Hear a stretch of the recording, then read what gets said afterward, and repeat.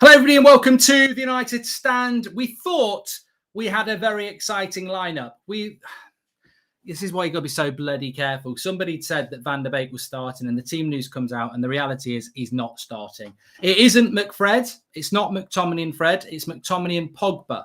Fred has been dropped. Now, I think this is a very interesting game because a lot of you have been asking for McTominay to play as a CDM.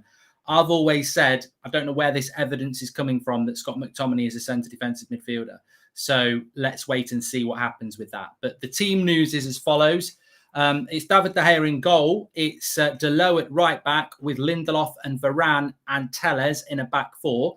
McTominay and Pogba and Bruno, and then Sancho, Greenwood and Ronaldo. I mean, to be honest with you, I'm not going to moan too much about it because ultimately I've always said, I don't mind if it's Fred and Pogba. I don't mind if it's McTominay and Pogba, but it's not McTominay and Fred, and that to me is a real big opportunity for Paul Pogba today to play in the midfield, and I think he must be given that opportunity. Obviously, I'm massively disappointed. I'm not angry. I'm just massively disappointed that we've all fallen into the trap of Donny starting. I don't know where that came from. I don't know whether it was a good leak or not. United report, United district, everyone was talking about it. I had messages saying that Donny was starting. So God only knows what that was all about. But there was definitely a strong indication. It was Telles, Sancho and Van der Beek to start. Obviously, Sancho and Telles have started. But to be honest with you, where would Donny have started in that team anyway? He's always going to go with Pogba, isn't he? And I don't think you could play Pogba and Donny together. So I'm disappointed. I'm very disappointed, but I'm not angry with Ollie or anything because, to be honest with you, I wasn't expecting Donny to start. It's just that we've all been hooked in by a load of nonsense story, really, which is a shame because I was very excited to see Donny playing in a game like this. But you know what? I've got to reel that disappointment in because I wasn't expecting him to start today. It's only because somebody said they were. Cox by name, cock by nature. Somebody just said there. Brad Cox, what a melt. Yeah, let's have a look at... I don't even know. I mean, I saw where it sort of came from. Somebody sent me... Yeah, here we go. So it was on United reporter Brad Cox. Loads of people tagged me in. Deputy Editor-in-Chief at Villareal, Manchester football correspondent. And he said Telles, Van der Beek and Sancho starting. I mean, and then he's tweeted the full team, which is not the team. You've got the wrong team, mate. So, yeah. I mean, this is the thing. Everybody remember him in the future. He's put out a team there that's not right. I don't care if you're a chief reporter of anything. If you're going to put information like that out, you better get it right because, to be honest with you, mate, you pissed off a lot of people. And I wasn't expecting Van der Beek to start today. And you go off quite a lot of people reporting it, and it doesn't happen. It's frustrating. But that's the lineup on the screen, as you can see right there. 4-2-3-1. Pogba and McTominay. I don't think it will be. I mean, look, this is going to be a really interesting game because, first of all, I'm very happy that Sancho's starting. That's a big positive for me. Second of all, I'm happy that Paul Pogba's going into the midfield. So that's a real positive as well. And, McTominay or Fred, I've got to be fair and say it's not McTominay and Fred, and that's a start. So I would have played Matic with Pogba. I don't really understand why we don't pick Matic. As I've said many times before, Nemanja Matic is a key player for Manchester United and has, not coincidentally, always played in the teams that Ollie's done well with. But ultimately, we have got Pogba in the midfield, and I think that makes us better than having Fred and McTominay. So let's see. Big night for Scott McTominay tonight. I thought he was poor against Villa. I thought he was quiet against West Ham. A lot of you see, for a lot of people, that this is the midfield they want to see. So let's see. And I think it is a clean slate for McTominay. I don't want to see people just, it's McTominay, he's crap. I don't think that's ever been the issue. I think it's just been, I was on the Ben Foster podcast today and we're talking about this. And he was asking me about McFred. And I said, it's not fan of McTominay. He said, look, the Watford lads, when we played against him, they said he was a really good player. So a lot of people believe there's a good player in McTominay. I'm yet to see it. We've seen glimpses, but not consistency. This is an opportunity for him tonight. He played quite well against Villareal in the Europa League final, as many of you talking about there. So let's wait and see what happens. If Ronaldo scores, could you play the Ronaldo song by Cozy Panic on Twitch, as Andreas WD? And evening, Mark, big game tonight. Delighted Sancho starts, but could be a long night against a low block, says Tom. Apparently, I keep freezing and stuff like that. Don't know what freeze bridge. I'm not getting any. I'm watching it on YouTube. I'm not getting anything, so I don't know what that's all about. Will you start to doubt Ollie? You up? All right, okay. Will you start to doubt Ollie if United end up losing tonight, says Tom Hartley? Well, I don't think we're talking about that, Tom, to be honest. It's a different team. Sancho's in the team. Pogba's gone into the midfield. I think you've got to say that they are positive changes. Look, we knew he was going to have to make changes at the back, but the reality is he didn't have to change the front six. He could have gone with Greenwood off the right, Pogba off the left, and McTominay and Fred again, and he's changed it. And he's changed it in a big game. So I applaud that. I do applaud that. He's shown balls to do that, and seamlessly... I'm good. Seamlessly into it. We are sponsored by Manscaped tonight, as you can see. Autumn is in the air, and our friends at Manscaped are here to make sure you don't carve your trouser pumpkins when you're grooming. It's a Halloween joke. Make sure you're keeping fresh this autumn with the leaders in male grooming and brand new 4th generation performance package. Join over 2 million men worldwide who trust Manscaped with this exclusive offer for you. 20% off and free worldwide shipping when you click the link in the description. So what's so great about the Lawnmower 4.0? Well, it's in my hand. A new multifunctional on and off switch and a travel lock created for people who like to travel. The ability to turn the LED light on and off when you need a more precise shave. See what you're doing in the dark. I don't advise you do it in the dark, but if you're adventurous, you could use the light. It's sleek with a 2-toned matte and gloss finish featuring a hot foil stamped chrome Manscaped logo. And the new trimmer allows you to customize which length you want to go to with customizable lengths there.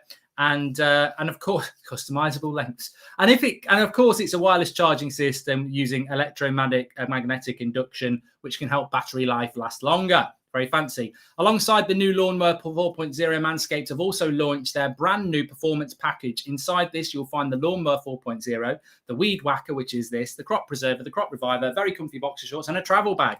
And because Manscaped care about everyone that watches the United Stand, they're giving you a huge 20% discount, plus free shipping worldwide when you click the link in the description. So what are you waiting for? Head over to manscaped.com or click the link in the description. Manscaped, trim the grass to make the yard look bigger, and the Weed Whacker, it's not for the other hole. It's for this. If you get to a certain age, it does a good job. And if you really are, well, not old. I don't want to be ageist. You can do it for your ears, but clean it off first. Really good quality products. Links in the video description. I'm constantly getting messaged by mates and people saying, "Can I have the discount code?" The links in the video description. 20% off. And I think Ollie has shown a little bit of balls today, which is why I went into that. But big shout out to Manscaped. Brandon says, no, it won't happen, but Ollie and McFred out and Graham Potter and Basuma in. Immediate improvement in style of play and CDM quality on the cheap, says Brandon.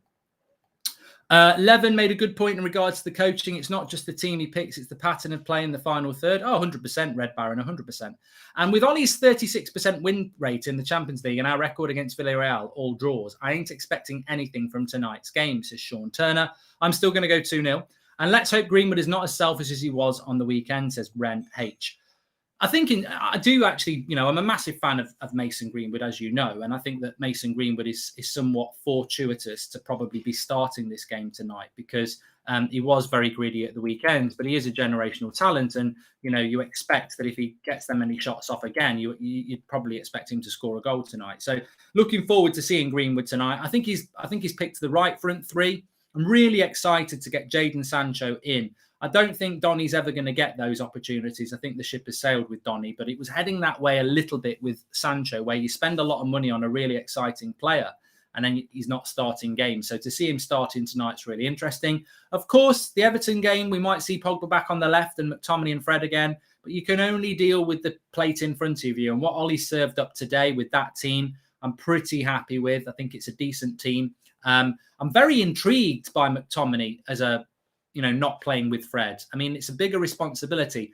I don't know whether Pogba will be happy playing in this position, but I do think Pogba's best position is centrally. I just hope he's got the license to get forward. Villareal are a very possession-based side, so it's going to be interesting. And look, I don't know why he doesn't pick Matic. I would like to see Matic play. I've said it so many times, but for some reason he won't pick Matic. So I really think we need to hope that McTominay does have a good game today. If you want to see the end of McTominay and Fred, we need McTominay to have a good game and we need Pogba to have a good game. And to be honest with you, it might be, I don't think Donny's got much of a future anyway, but at least with Pogba playing in the midfield, it allows what I think is a proper number 8 to be in the midfield. Of course, the big thing is, effectively, I think we're playing 2 number 8s. I think McTominay's a number 8, and I think Pogba's a number 8, but we're asking them to both to do the number 6 role. So do bear that in mind. We're asking 2 players to do a role that I don't think really is their role. Joshua Bowwater says, I don't know if you've mentioned it, but it's good to see De Gea getting started. Would have been another strike against Ollie if he had dropped him, says Joshua Bowwater. Yeah, I'm wrong. I'm wrong on that. I did say that I thought that he would drop De Gea and be fair and play Henderson, but he's clearly going with De Gea at the moment. And I like that. I like that. And I do applaud that. And, you know, the thing about Ollie is I think a lot of people want Ollie out at the moment. But there are some good things there. And I will always give him benefit of the doubt. He is the manager of the club.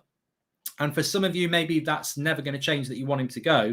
But for me, I will give him the benefit of the doubt in the situation that we have, whereby, look, he's changed that team today. No matter how long it lasts for, he has changed the team. And for me, the midfield is where it all goes wrong. And I'm not as stressed or concerned tonight as I would have been, as I was on Saturday when I see McTominay and Fred.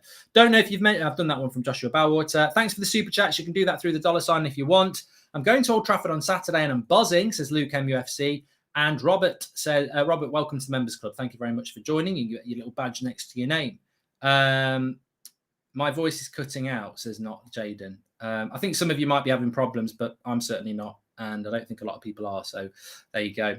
Varane has a tough game at the back, Mark, says Advath. I mean, look, yeah, you know, we've not spoken about that much, really, have we? Maybe the question in press helped keep Fred out, says Niladri. No, I sensed that he was going to change that midfield today anyway. You know, what Ollie says in public can be frustrating, but I don't think that he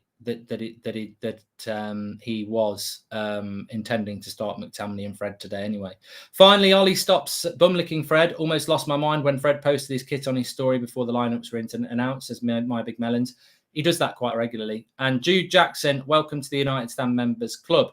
Regardless if we win this game as Moments FC, if we don't improve the way we play football, I'll still be Ollie out, says Fisticuffs. And welcome to the Members Club, Prasnijit. Thank you very much for that. Thanks, Usman. He says it's not cutting out. Jude Jackson, thank you very much. Yeah. So, and not confident. Well, how are you all feeling about the game? Does that team on my left make you feel even more confident? Well, I you know what? I said we'd win 2-0, and I thought he would start McTominay and Fred. So I'm not in a bad mood about that team at all. To be honest with you, the only player I would have liked to have seen playing was Matic. Apart from that, that's pretty much the team I would have picked. So, you know, let's give it a go. Let's see what it's all about. A lot of you have said that your favourite midfield would be Pogba and McTominay. So let's see what it's all about. I don't think it's got the mobility. I don't think it's going to pick up the runners, but let's see. You know, I'm always happy to give something a try. I remember McTominay and Pogba playing with each other a couple of times against Palace, and they were absolutely terrible. But the Villareal final, they did quite well. So give it another try. You know, I don't mind trying Fred and Van der Beek. I don't mind trying Matic and McTominay, but I don't want to see McTominay and Fred anymore. And that's always been my frustration. As you know, in relation to McTominay, I'm yet to be totally convinced, but these are the sort of games where he can convince us. And as I keep telling you, Ollie, I got told this by somebody pretty close to that training ground, that Ollie sees McTominay as his Roy Keane. Now, we can all laugh at that, but, you know, that's what Ollie sees. He sees him as his leader on the pitch and in the middle of the park. And, you know, Ollie... That's up to Ollie, isn't it? Let's see if there's something in it. If we lose tonight, do you think we can still top the group, says Brian Gallagher? I think if we lose tonight, we're in big trouble because we've still got to go to Villareal, we've still got to go to Atalanta, and we'd only have 2 home games left. And we've already played Young Boys once. So, yeah, all right, you'd expect to beat Young Boys at Old Trafford. You'd hope you beat Atalanta at Old Trafford, but that would be only 6 points. We'd probably have to go and win in Villareal and not get beat in Atalanta. So it'd be very difficult if we got beat tonight. But I don't think we'll get beat. Villareal draw a lot of games. I think it'll be a tight game. And as I said, I think we'll win it 2-0. Remember, we've got Mr. Champions League. He's breaking the appearance record tonight as well. Cristiano Ronaldo. Gwydion says, Villareal currently hold the record for the best European undefeated record of 16 games unbeaten, 12 wins and 4 draws. There you go. It's going to be a challenge, but we're looking forward to it. That team should win easy, but what's the setup and what have they been told to do? I'm expecting individuals trying to win the game, says Sean Turner. I'm going to take a couple of notes. No, not drop my pen. I'm going to take a couple of notes, actually. A I always like to have a few points in relation to the game about, what's going to happen. That team should win easy from, says Sean Turner. Hi, Mark. Every time Ellie has a poor couple of games, he goes on to have a great run in the league. Fingers crossed. However, I'll bet my life McFred plays the next game, says Akil. Well, the reason he might not be picking McFred might be because of the game at the weekend. He might want them fresh for that. So it's not. I don't think it's the end of McFred. I won't be surprised if they did start on Saturday, but we can only deal with tonight. And if we play well tonight without that McFred thing, then we should be demanding that he plays more often. Let's see how McPogba do tonight. Also, do you think this is Sancho's night? I hope so, Kevin. But you know what? Even if it's not Sancho's night, if he starts a game and he plays 70 minutes and he does okay, the next game he does better and better. It's the same as Donny, isn't it? All we want with Sancho is for him to start a few games and get used to playing with United. That's what you want to see. Julian says, haven't we already seen a midfield trio of McTominay, Pogba and Bruno against Crystal Palace 2 seasons in a row and concluded that McTominay isn't a CDM, says Julian. Well, we'll see. I don't necessarily think he's going to play as a CDM. I think they'll play as 2 6s. I think when it's on the left-hand side, Pogba can go forward and McTominay sits.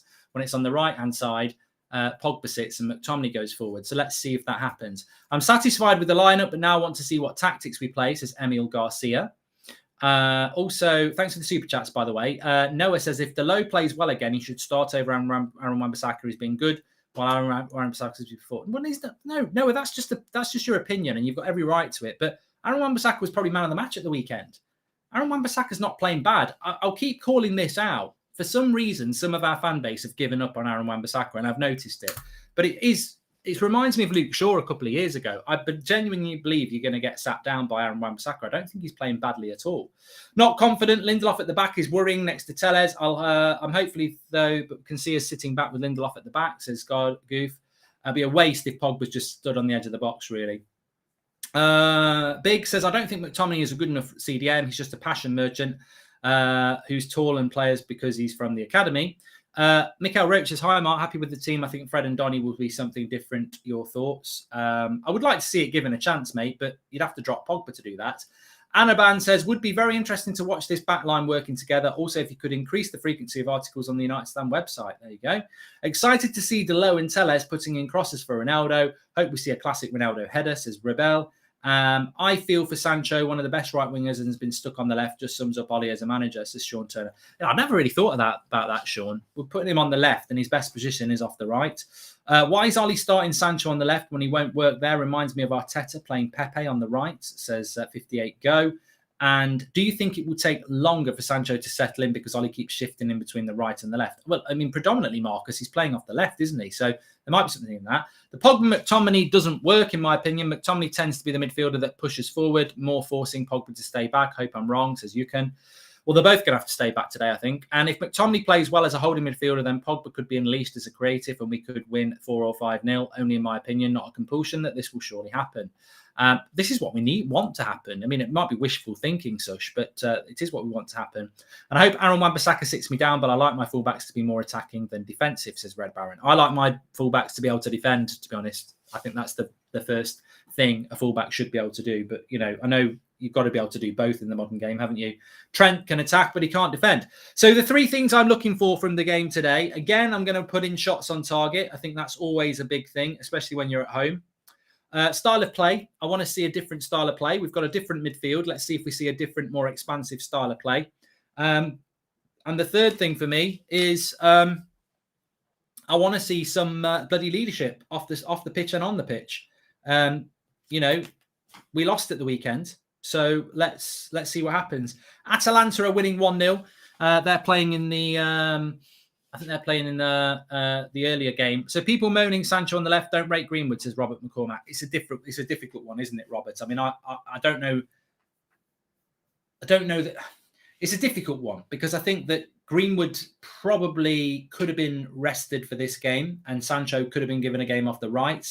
But then who do you play off the left if you're not going to play Pogba? You could have played Martial, I suppose, and rest Greenwood. But there's no doubting that Mason Greenwood cutting in off the right on his left foot is more deadly than he is off the right, even though he's both-footed. Having said that, Mason Greenwood's got such a good left foot. It would be interesting to see if he could put some crosses in from the left. But, Ollie likes him cutting in. Delo's girlfriend, Annie, doesn't like Ollie not playing him. Oh, God. Yeah. You're out. basically, we just had somebody do a super chat where they put the two names together. And I mean, it's a shame really that I'm quite, well, it's not a shame because I'm switched on, but basically they asked the question about Delo, Manchester United. They try and trap you. Then they put two names together. The first name was Annie. The second name, basically, it was going to be a racist term. This is the world we live in, people. We're sat here, 22,000 of us having a chat about Manchester United and football, and we're being infiltrated by racists. It's disgusting, isn't it? But what that person doesn't realise is because he's paid for a super chat, we will track you down. We've done it before. So we'll send that onto YouTube. We'll screenshot that and hopefully they'll do something about it because you've just outed yourself as a racist, mate. So if you've just used mummy's credit card, she's going to have a visit, isn't she? But disgusting behaviour. And McTominay sings better than Keane, says Mass. And if McTominay, we've done that one. Here comes Ronaldo hat-trick, says Jude. People saying Sancho is better off the right. Did they watch him last season off the left? Drop Bruno back slightly and play a 3 in the midfield, says Ben Anderson. And hi to Sarah, and thanks for having my child, says Ian Campbell. Was it? No, I'm not asked. Alex Ferguson Campbell, we are getting married next week. Looking forward to an important win tonight and the rest of our lives together. There you go. Big shout out to Ian and Sarah. I nearly said Ian and Alex. You can have kids as that sort of a relationship, and welcome. But it's not. I've read Alex. That's the name of the son. It's Ian and Sarah with a son called Alex. The lineup looks good actually. Doesn't change my mind about Ollie in the game. Tactics not good enough. And this is a great point by Card. You know, let's have a look at the in-game tactics. You can change players, but can you change the way we play? DK says, need to be careful with European football too. They will dive much more and careful with fouls. Better formation, but not happy with the double pivot. Greenwood should shoot, not shoot all the time. How do you think Varane and Bailly would play together? I mean, we've not even spoken about that. That's a good point. That's from Clinton. And can't wait to see Telles and Delo. They're both good attacking fullbacks. And I'm glad Ollie didn't bench De Gea for Henderson. And no McFred today, says Emiliano. I mean, would you have gone with Bailly over Lindelof?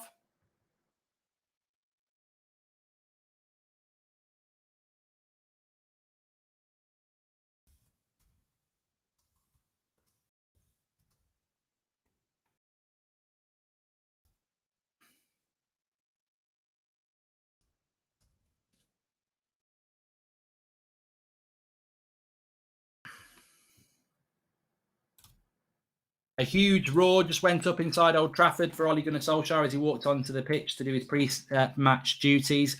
They still back him at Old Trafford, and they will do. They will do. Look, they backed Van Gaal for bloody ages as well. So, you know, he's still in control, Ollie. And as I said before, his job is very safe. So he's changed the team today. Let's see if we see a different performance.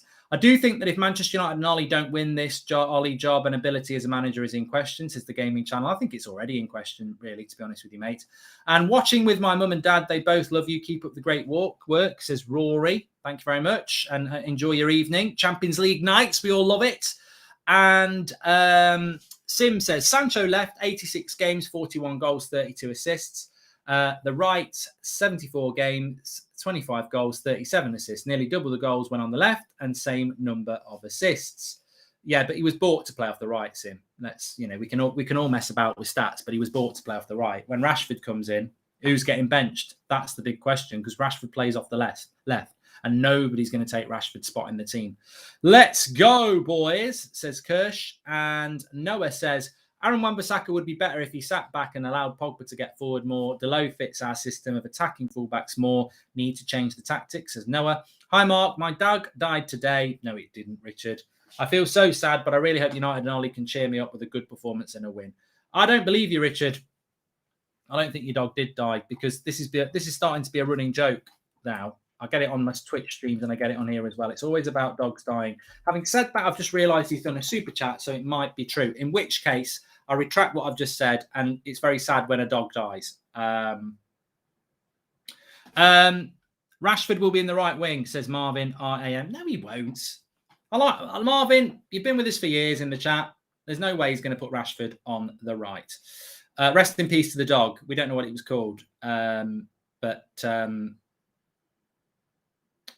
yeah.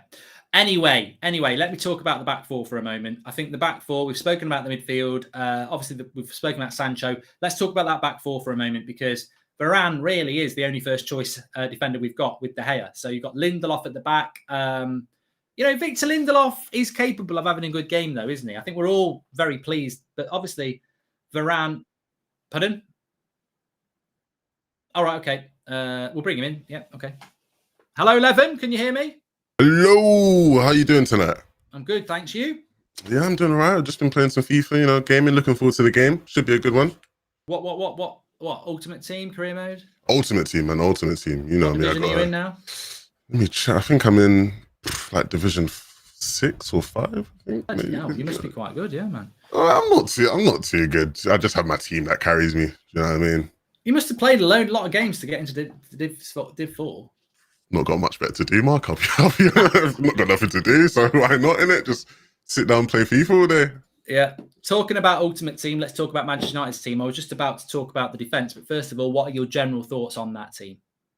Look, I think this is a team that's obviously good enough to win this game. I think it's actually a team that we're probably going to see quite a bit of. I think once Rashford comes back, we'll probably see the same team, but with Sancho on the right or Greenwood, and then Rashford off the left. I think I really hope McTominay and Pogba work, right? I'm going to be really watching out for how they do defensively in transition if they get caught out a lot, because I think this probably will be the team we see a lot, minus the defense, right? Obviously, the defense is sort of mix and match with the best backup options we have. But yeah, this team, I like the team. I don't really have many complaints. I wouldn't have done anything too different. Maybe I would have played Sancho off the right, but then, the question is, do you play Martial off the left or do you play Pogba? And then if you play Pogba, who do you play in the pivot?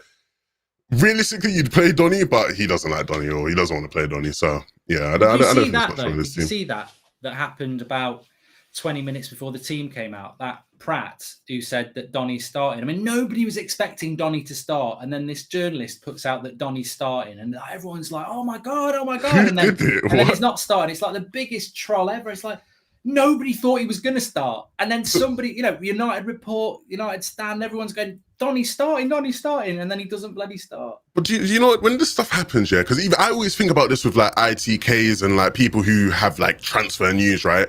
When they're wrong, because they do it a lot. When they're wrong, do people not go to them and go, "Big man, what happened to what you said? Like, what going on with the information you were giving out?"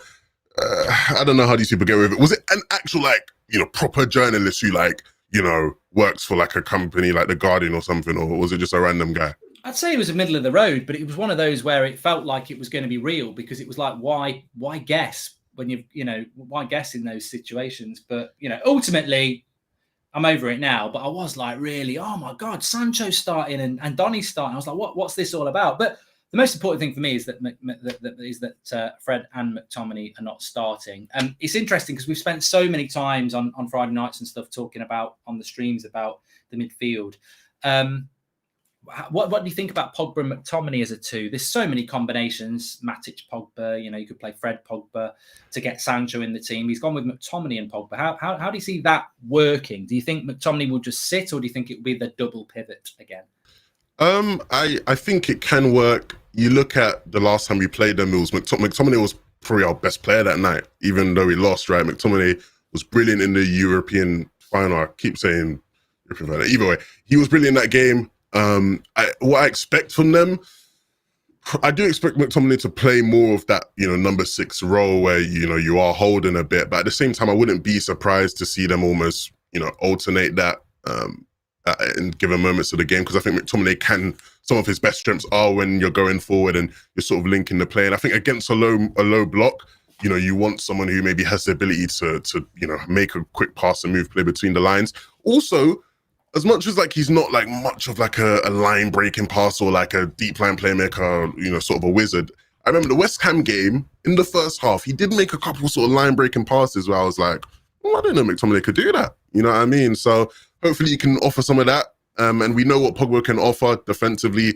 Lots of switches of play and who knows, maybe he'll smack in a long shot. Hopefully not too many long shots, but yeah, I expect that to work going forward. Defensively, you got to watch out for how they do, because I think if, we're getting caught out in transition and they're not ready for that, because ultimately Villareal are going to sit back and they're going to look to break, right? And if we're not ready, if McTominay and Pogba aren't ready for the break, we'll have problems. And if they have problems, I don't think we'll see them together much again, right? So I really am hoping they do well together, because I think if they do, it'll be the end of McFred for the most part, and it will be Pogba and McTominay in midfield. Yeah, I'm the same as you. I mean, there's a lot of people that think I don't like McTominay. I don't like McTominay and Fred, and I've yet to be. I don't really think McTominay's a holding midfielder. I think he's the best. I think McTominay's probably had 3 or 4 good games in the last 2 years, and they've all been, or 2 of them have been against Leeds. And when he's got the freedom to break forward, because I think that's where he's a danger. I don't think McTominay holding the midfield. I just haven't seen him do that well. So if he does it, fair play. You know, you solve a problem. So I hope it works. Interestingly as well, Levin, we were going to talk about the defence, but I've just checked the bench. Heaton and Henderson on the bench, which always is a red alarm that there's a problem. That problem is Eric Bailly is the only defender on the bench. We've got Bailly, Fred, Lingard, Mata, Matic, Van der Beek, Cavani, Alanga, Martial. Eric Bailly is the only defender on that bench. And as we know, we've got Lindelof, Dalot and Telles starting this game. You know, we've spoken about that midfield, but defensively, we know that Dalot isn't brilliant defensively, or hasn't been brilliant. We also know that Telles is suspect defensively, I think mainly because he's hardly played any bloody games in the Premier League. And then, you know, Lindelof doesn't always fill people with confidence. A lot of people feel that we'll play quite deep today. No, I don't think we'll play quite deep. I don't think we'll play quite deep just because I think they will allow us to have the ball. Because I think they will acknowledge that one of our biggest weaknesses has been breaking down a low block. It's what worked so well for them when we played them in the final. And look, on Lindelof, I'll give Lindelof credit where credit's due. I don't think he's been awful when we've seen him this season. And I don't think Lindelof's a bad centre-back. I think people almost get that confused sometimes. I think last season, you know, he did almost get scapegoated quite a lot because of, you know, him and Maguire. Maguire was better. And they don't work together in a partnership. I do think Lindelof can be a good centre-back and is a good centre-back if he has the right partner next to him, similar to what we were saying about Maguire last year. And I think, you know, Varane definitely has the qualities to make up a good partnership. Even some of the areas where Lindelof is typically weak, like this season when he's played, he's won most of his aerial duels. He's not been a liability in that sense. So hopefully he has a good game. And Dalot and Telles, it will be a big test. It will be a massive test. Their biggest weaknesses individually are some of their defensive abilities, and so they're going to have to do well there, because if they don't, you know, we will get punished. You know, Emery's a great coach. He will be aware of these things. So yeah, it will be a big game for the whole defense, but I believe in them. I genuinely do. Maybe I'm a bit naive too, but hopefully they will have a good game. Interestingly, just looking at the Villareal team, there was doubts over Foyth and Moreno.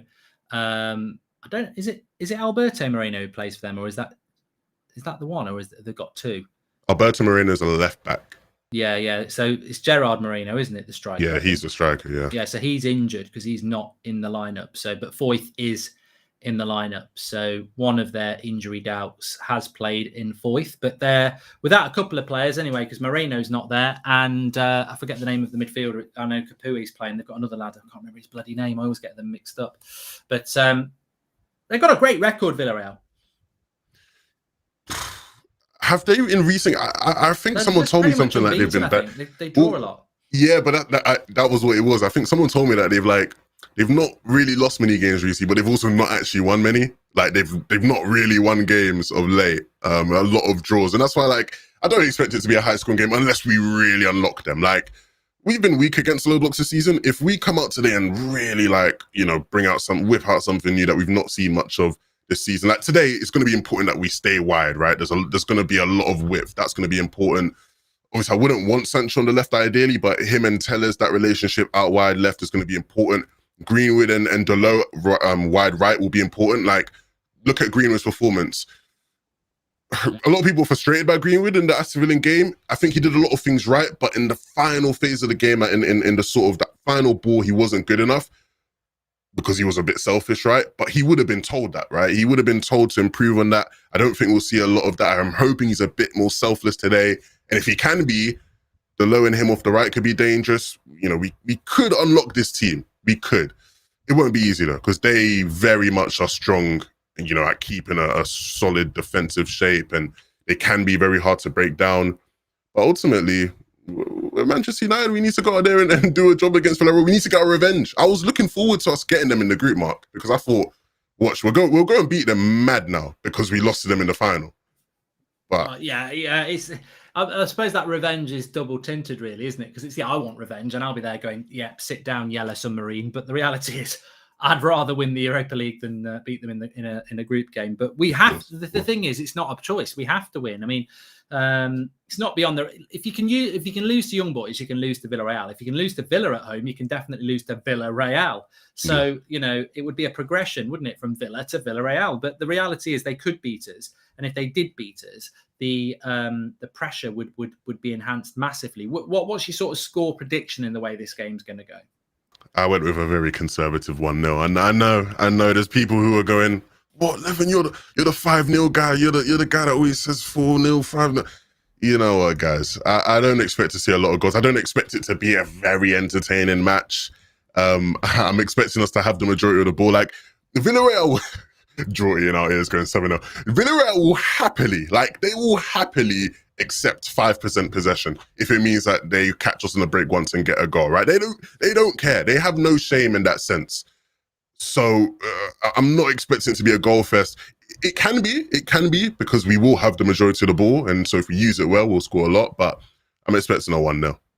I guess in that sense, it's another tactical dilemma for Manchester United. It's another tactical challenge, isn't it? Because they're playing a team that will play a low block. And well, no, having said that, I wouldn't say Villareal are a low block, but they'll certainly get they have a defensive shape. They do actually play quite possession-based football as well. So I've gone 2-0. I think United have to win and therefore will win. It's the sort of thing Ollie does, and I think we'll win on Saturday as well. But for me, what I'm looking for is I think Pogba should be and has to be and always should have been the key to Manchester United in the centre of the park. That's where Paul Pogba should be. He can do things off the left-hand side, but we bought Sancho, we've got Rashford, we've got Greenwood. They're the wide players.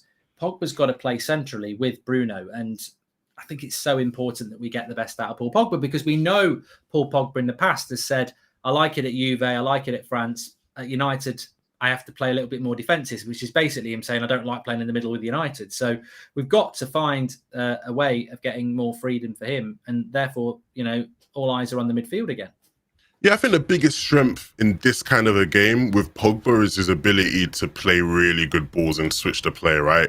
Like when you're playing against a low block, they are very compact and narrow. And so when we're keeping the pitch wide, they're shifting left and right.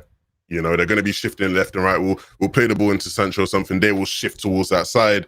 And if Sancho can play a ball into Pogba and he quickly switches it over to the right for the low crosses it in for Ronaldo to head it into goal. Like these are the kind of chances we're going to look to create.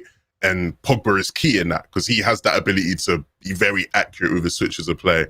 So yeah, this has to be a big game for him. I think he wouldn't have been, pleased with the way he played against them in the Europa League final. And once again, I think for all the players on the pitch, this is a chance for redemption. You want to have a good game. It's only really McTominay that will be going, I just want to do what I did last time, because I did think McTominay was really good in the final.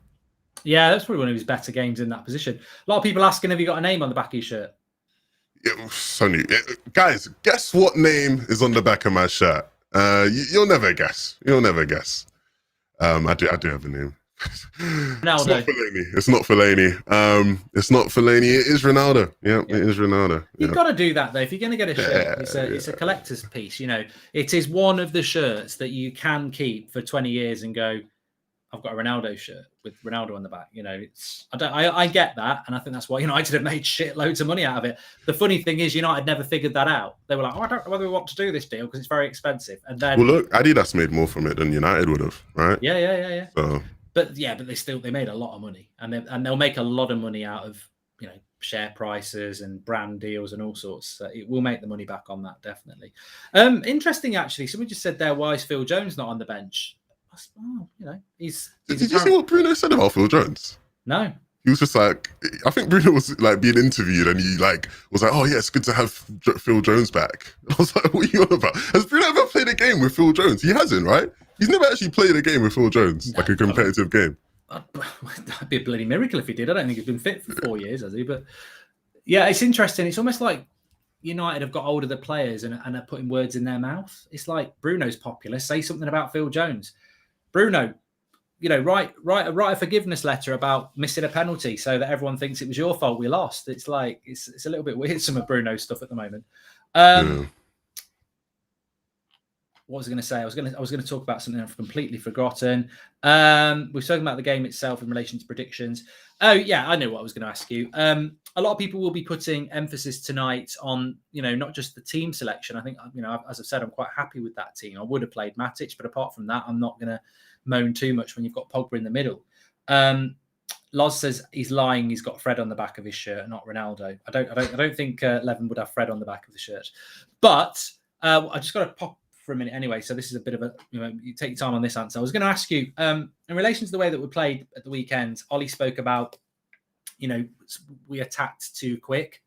And today, I think a lot of people are, Gary Neville's had his say, a lot of ex-players, a lot of the media, a lot of us fans have had our say.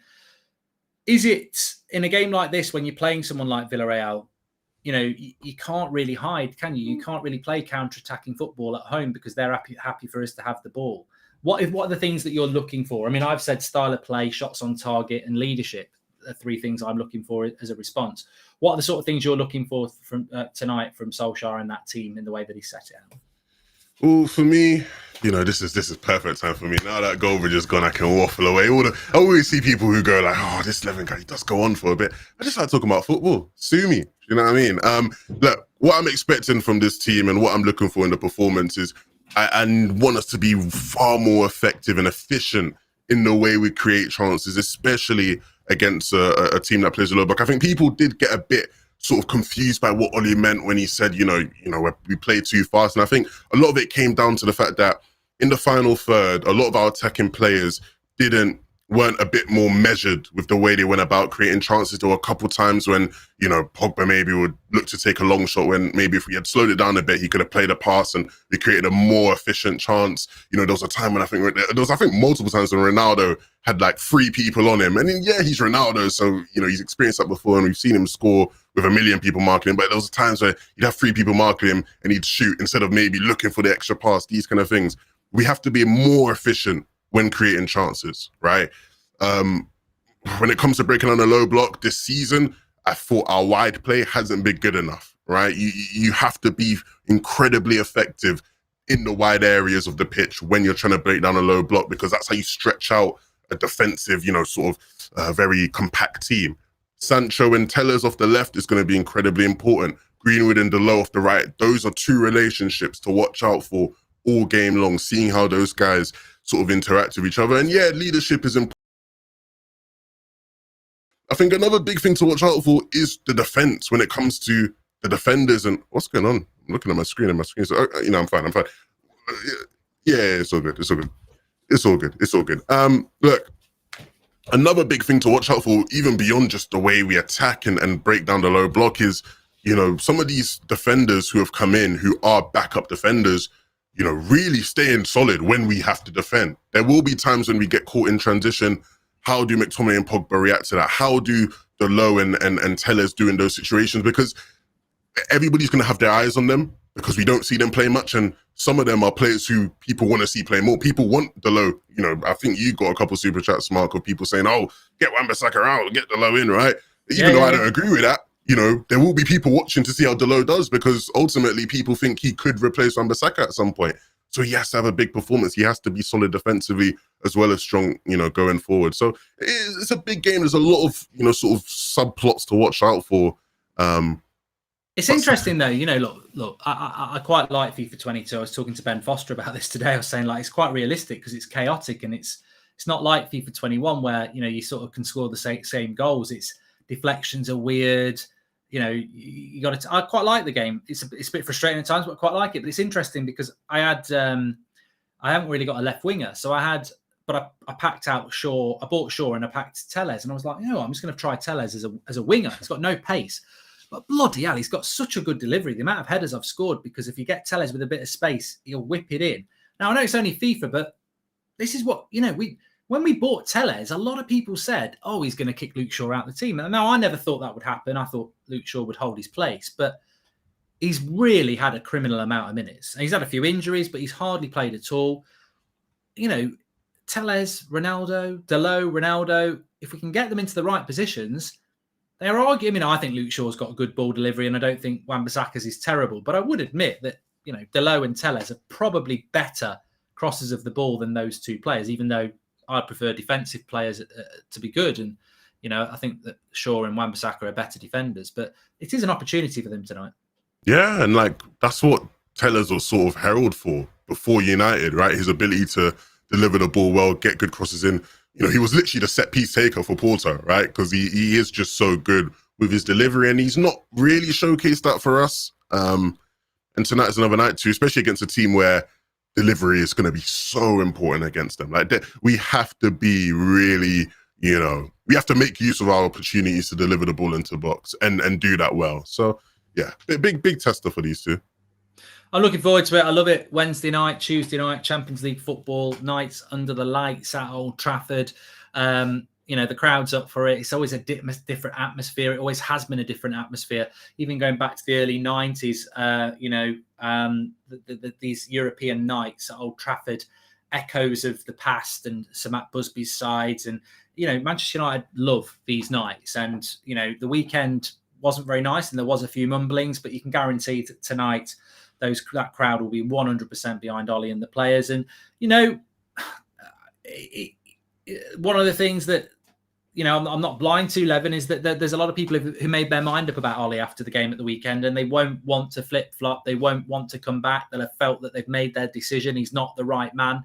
What would you say to those people? Because there are, as I've said, there is a change in that team today. It might only be for today. I mean, I wouldn't be surprised if we see McTominay and Fred back against Everton with Pogba on the left. So, you know, be careful how excited you get about it. But some people won't want to get excited about it because they've sort of made their mind up on him. It's a big night. Yeah, no, I can't. If you've made your mind up, you've made your mind up, right? I can't ever convince anybody to think a certain way. I always share how I feel, and if you respect my opinion, maybe you decide to sort of agree with me on it. But ultimately, I think he has to prove a lot of people wrong, including myself. He has the rest of the season to do that ultimately, and I hope he does, because if he does prove me wrong, that means we're successful. Like I saw a lot of people, Mark, on Twitter, you know, saying they want us to lose and all this and all that. And I get you might not like him. I get you might want him to be sacked immediately. But it really does sort of make me feel a bit of a type of way when I'm seeing people say they want us to lose. Like, at the end of the day, we all talk about supporting the club. You know, nothing's bigger than Manchester United. We should be wanting to win every game. And even if you think, oh, I want him to lose so that it's for the greater good, and he's like, come on, man, I don't want to see none of that. We need to get behind the team. We need to make sure we have a good performance and win, because that's what we're about here at the club. Do you know what I mean? So, not a fan of all that. If we lose stuff, not for me. The funny thing is, it's like if you are a United fan hoping we lose because you think it means Ollie will get the sack, as I've told you before, he's nowhere near the sack. Even if we lose tonight and on Saturday, he's nowhere near the sack, and that would be 5 losses in 6. You know, that probably is sackable, yeah. But he's nowhere near the sack. You've got to understand the and that doesn't mean that you shouldn't want him to be manager or you should want him to be manager. You should always base your opinions on your own morals. But I can tell you for a fact that at Manchester United Football Club, he is safer than safe. Like they've got no plans to move him on, and the players are 100% behind him as well, which is why Mourinho lost his job. So, you know, I think we will win tonight. I think we'll win on Tuesday, and then on Saturday. And then we've got a very difficult October after the international break.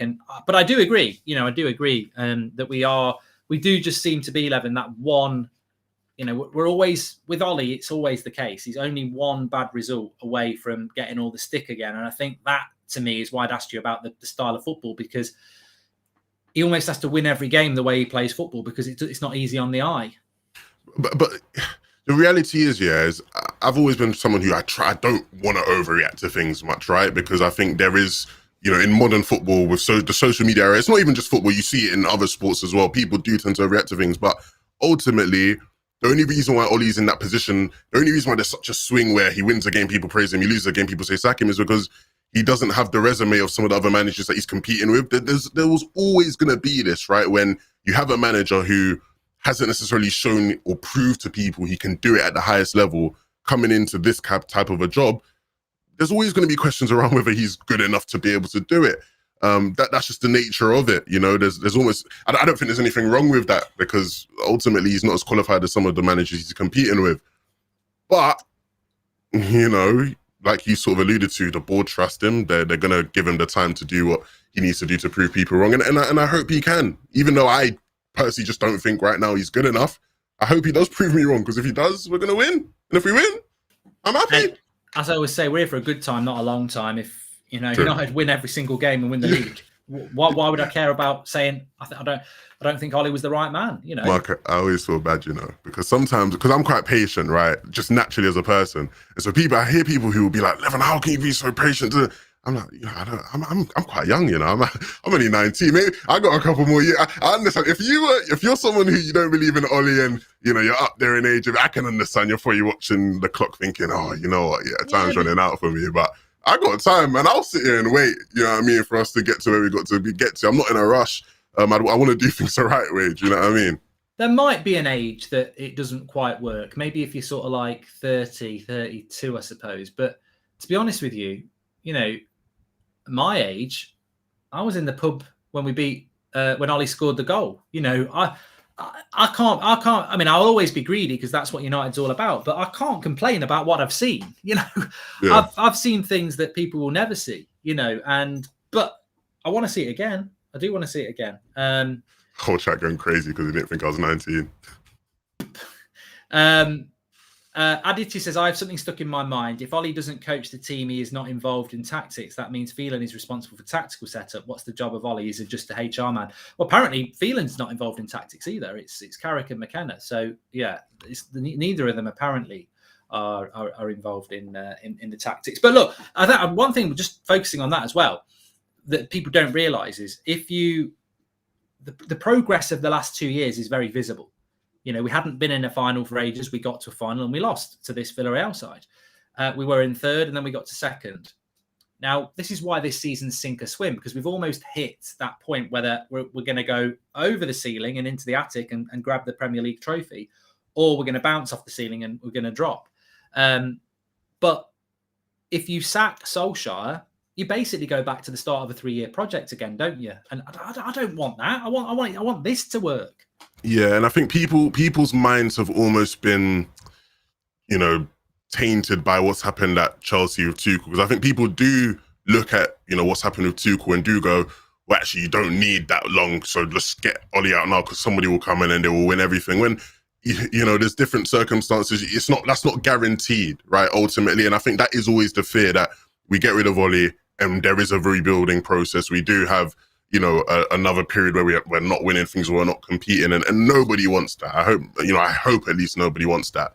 I don't know. Like me personally, we're a couple games into the season. I've not really changed my mind on anything. I've not really learned anything that I didn't feel like I already knew. The way things have gone hasn't surprised me with this season thus far. I was looking for improvement in certain areas and it hasn't been there yet, right? Which has been disappointing. But I've not been someone where I'm going, I don't think everything's as big of a deal right now. I think what we've seen is very much what we already knew about Ollie, and it's about seeing improvement. And I think that's why people have been frustrated, right? Because they wanted to see improvement and they haven't yet. So there's always two sides to it. There's always multiple sides to it. But I've not been surprised by what I've seen this season, Mark, if I'm being real. I expected much of what I've seen.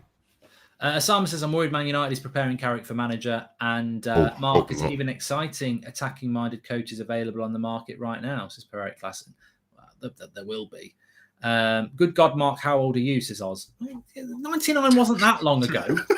I'm not talking about 1968 European Cup. 99 was 21 years ago. So, you know, do the math. We're all in our 30s. But the reality is, I spoke about this last night, you know, there's always a positive and there's always a negative, especially this time of the year. You lose to Villa and the season's over. But then people say we're only 1 point off the top. And then I said last night, well, we are only 1 point off the top, but we've played nobody really. Villa at home, you should win. Southampton away, if you want to win the title, you should win. Wolves, we were lucky. Leeds, Newcastle.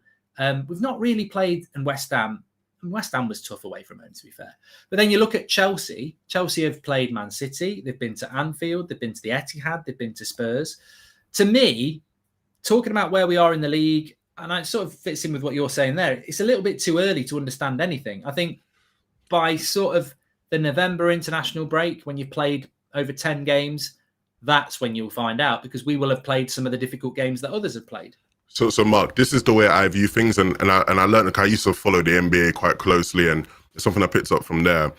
So what I do early in the season, even if it's about, even before, not 10 games, like where we are in the season right now, you should never really make conclusions about a team now, right? Because ultimately results aren't going to be telling of what we see by the end of the season, right? Brighton was, a Crystal Palace win away from being top of the league. Doesn't mean they're going to be that at the end of the year, right?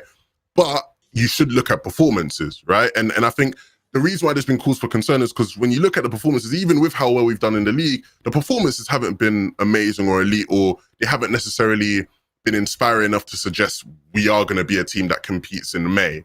They're not there yet. It's similar to like with Spurs and Nuno, right? The Spurs fans already saying they want to get rid of Nuno just because from what they've seen, it's been nothing to let them know that they are going to be a team that competes, right? Like, you should look at performances at this stage in the season rather than just the result alone, because results can be a bit deceiving so early on. If we were judging on results last season, you would have never said Man City could win the league, because early in the season, they were nowhere near the top of the league for a while. So I'm never looking at results right now. I'm more so looking at performances. And to be fair, the performances haven't been great either, right? So I think the questions around our team and our chances this season have been fair. I think it was fair to question where we were because the performance hasn't been great. And especially when you lose 3 out of 4, the optics of that don't look good, right? At the end of the day, most things are about optics and just how things look. Losing 3 out of 4 doesn't look good. That's just a fact. So questions had to be asked, but now it's about how we move forward, how we bounce back. And that starts tonight against Villareal. So hopefully we do that well. Yeah, I agree. Chelsea went and spent and filled every position as per manager's wish. So when Tuchel came in, he had everything to win. Our board always leaves something for next summer. Yeah, good point, John. 2 kids named Mac and Fred learned to drive a tricycle, and father named Ollie gave them the car keys. Rest is history, says Sidal. Rumours are circulating that Levin is that good he can do a wheelie on a unicycle, says Phil. And Audi says this is about us playing the same under Ollie and no progression. That's the issue. Better players, but still playing the same. Ollie out, says Audi. And United with Pogba in the midfield this season have won 3 of 3 this season with a +8 goal difference, while on the wing they've wone just 1 in 4 with a -1 goal difference. How can't Ollie see the issue here, says Nick. Well, it's interesting with that, Levin, because I just saw on the telly they were showing that with McTominay we have a better win percentage, slightly this, that, and the other. But this is where stats can get lost to me, because it's not McTominay that's given us the better win percentage. When McTominay plays, most of the time he plays with Fred, which is 2 holding midfielders in front of a back 6, which means you're probably not going to concede many. And then your moment comes from not McTominay, it'll come from Greenwood or Bruno. So I'm not surprised that we probably win more games with McTominay in it, because he normally plays with Fred. As you say, it's the way we play in those games. We're moments FC. Yeah, and I think, one of the super chats there, I think it was from Audi TC, who said, this is about us playing the same way in the Ollie and no progression. I think from that perspective of things, like, I think frustration is fair, right? Because ultimately there hasn't been, when you look at the improvement of players we've had this summer compared to the performances, there hasn't been that same level of improvement in our performances as there's been from, the players we've had. And all we can do is hope that comes over time before it's too late for us to not win anything. And that is what I'm looking out for. But ultimately, yeah, you're right. I think stats, I value stats a lot. I think stats are important, and stats are something that can help provide a lot of context at times, and they are a good tool to have. But you're right, there are times when I think stats do get skewed. Like, that doesn't give much insight. Like, saying we have a better win percentage with McTominay doesn't actually give much insight into what about McTominay might make us win more, right? They've not really, given you insight into that, which I think is a bit unfair. It's lazy. Stats, yeah, it's a bit unfair. It's a bit unfair to do that. I think you can do it with Ronaldo, because he has a direct impact on the game. You take Ronaldo out of the team, you're not going to score as many goals. But a holding midfielder who plays as a pair, I don't think stats really work. I think, more interestingly, if we win the game today and we play well, that's where I think you could probably look more at McTominay, because it is all about systems, as you say. James UK says, just because we have a new manager doesn't mean it has to take 3-year plan. Look at Chelsea, world class. Well, we spoke about that, James, already, but good point. Grantos, thanks for becoming a member. But the big question I wanted to ask you, Levin, just before we get ready for the game, is Paul Pogba's hairdo has been getting a lot of chat. I mean, I would never have hair like that. Oh god! But I like it. I actually quite, I don't. Would When he you has a haircut, rock that? well, I like that hair. Would you rock it though? Nah, I'd look alright, twat. But but I do like, normally when players have a haircut or Pogba, I'm like, well, whatever. Yeah. I actually do like that hair, and I think it's quite funny if it's actually winding people up because. When in my younger days, I used to go with the old Beckham bleach side parting and all that. I've got pictures of that, but I quite like it. But what I don't understand is, I don't know whether I can answer, is why is it white and blue? I thought they would have had a bit of red there because it's French, or it's just gone white and blue. I don't know. I think he just. I think that's become his thing. This whole season it has been the white and blue. I think that is his mantra. And I like it personally. The man them were sending it to the group chat going, "What's Pogba doing?" But no, I think he looks wavy, man. I hope. I like it. Like you said, I think it's good that it winds people up, right? That's just that's so satisfying. If I was like a Pogba, I'd be so satisfied. Right? I'd post pictures of my trim every week just because it's like, people are raging at it. With hair like that, he's got a perform. And to be honest with you, whether he had hair like that or not, I do think Pogba for me is so important today. If he has a great game, we win, we can say at the end, this is why he shouldn't pick McTominay and Fred ever again. You've got to play Pogba in the midfield. So, yeah, it's nothing to do with his hair. I just think Pogba is the player today. And look, there's so many good players: Varane, De Gea, Sancho, Greenwood, Bruno, Ronaldo. There's a lot of big game players out there, but I think it's so important that Pogba has a good game today. But if he's playing deep, he might, he don't like it. So it's going to be very interesting how we get the best out of him in a game like this. Yeah. Speaking of hair, man had to get a trim. Man had to. I was looking a bit rough on the channel. You get a couple people who I get people who I know in real life who will be like, oh, I saw you in the United stand, and I'm like, yeah. And then I look at the videos and I'm like, damn, man, I was looking a bit rough, but I had to sharpen it up, make sure I'm not looking, not looking homeless. But yeah, keep it simple though. I'm not doing all the blonde and blue stuff in my hair, but keep it simple. Make sure you're looking clean. I'll tell you what, it would be good if you started copying what Paul Pogba does. Imagine that. No, I'm not. You will not see me on this channel with, blue and blonde hair dye. You're not seeing me on the channel with that in my hair. Not me. Your socials would explode, mate. You'd be No, he's got the no, not me. Not for me. Honestly, we should do like a charity FIFA match and loser has to dye their hair blonde. Yeah, I'm happy to play at FIFA. I know what's going to happen. I know exactly what's going to happen, but I'm more than happy to play. Why are you not saying yes? Why are you not accepting my challenge? No, I will. Yeah, I've got ready. Bloody Haber wants to play me as well. I know he's going to kick my ass as well. I'm not stupid. But, I played Haber the other day. I played him after the show we did yesterday, and he's quite good. Yeah, he's quite good. Did you beat him? No, he beat me 4-3. It's a close match, but does he know all the skill moves and stuff? Yeah, it's FIFA's his job, isn't it? So he sort of has to. If he didn't, I'd be a bit surprised. So. Yeah. We need to get a pro clubs. Then you're on my team. That's the way. United stand pro clubs, and we'll just batter everyone. I'm waiting. Right, okay. Well, we're 5 minutes away from kickoff. I will let you settle in to watch the game, mate. I really enjoyed the chat, as ever. Are you on the forum tonight? Yes. We'll be doing a fan forum, so hopefully it's a win and a positive night. Yeah, make sure you join Levin and everyone else on the forum after my match reaction, as we always do that. And they'll all be giving their opinions on what will hopefully be a win. And you've gone 1-0, mate. Yep, 1-0 for me. What are you going with? 2-0. Okay, not bad. Which is interesting. We've both gone with a clean sheet when we're missing 3 of our 4 back four. But, yeah, I don't know. Yeah. We're confident. Yeah, 1-0. I'll go 2-1 for the insurance, but I don't think I'm allowed to do that. So there you go. You got to go 1-0. All right, mate. I'll see you in a bit, and thanks for popping on. Thank you very much for having me. Hope you guys enjoyed the game. Keep the game out, definitely. Yes. Hopefully you can do that soon. All right. See you guys all after the game. Speak in a bit, mate.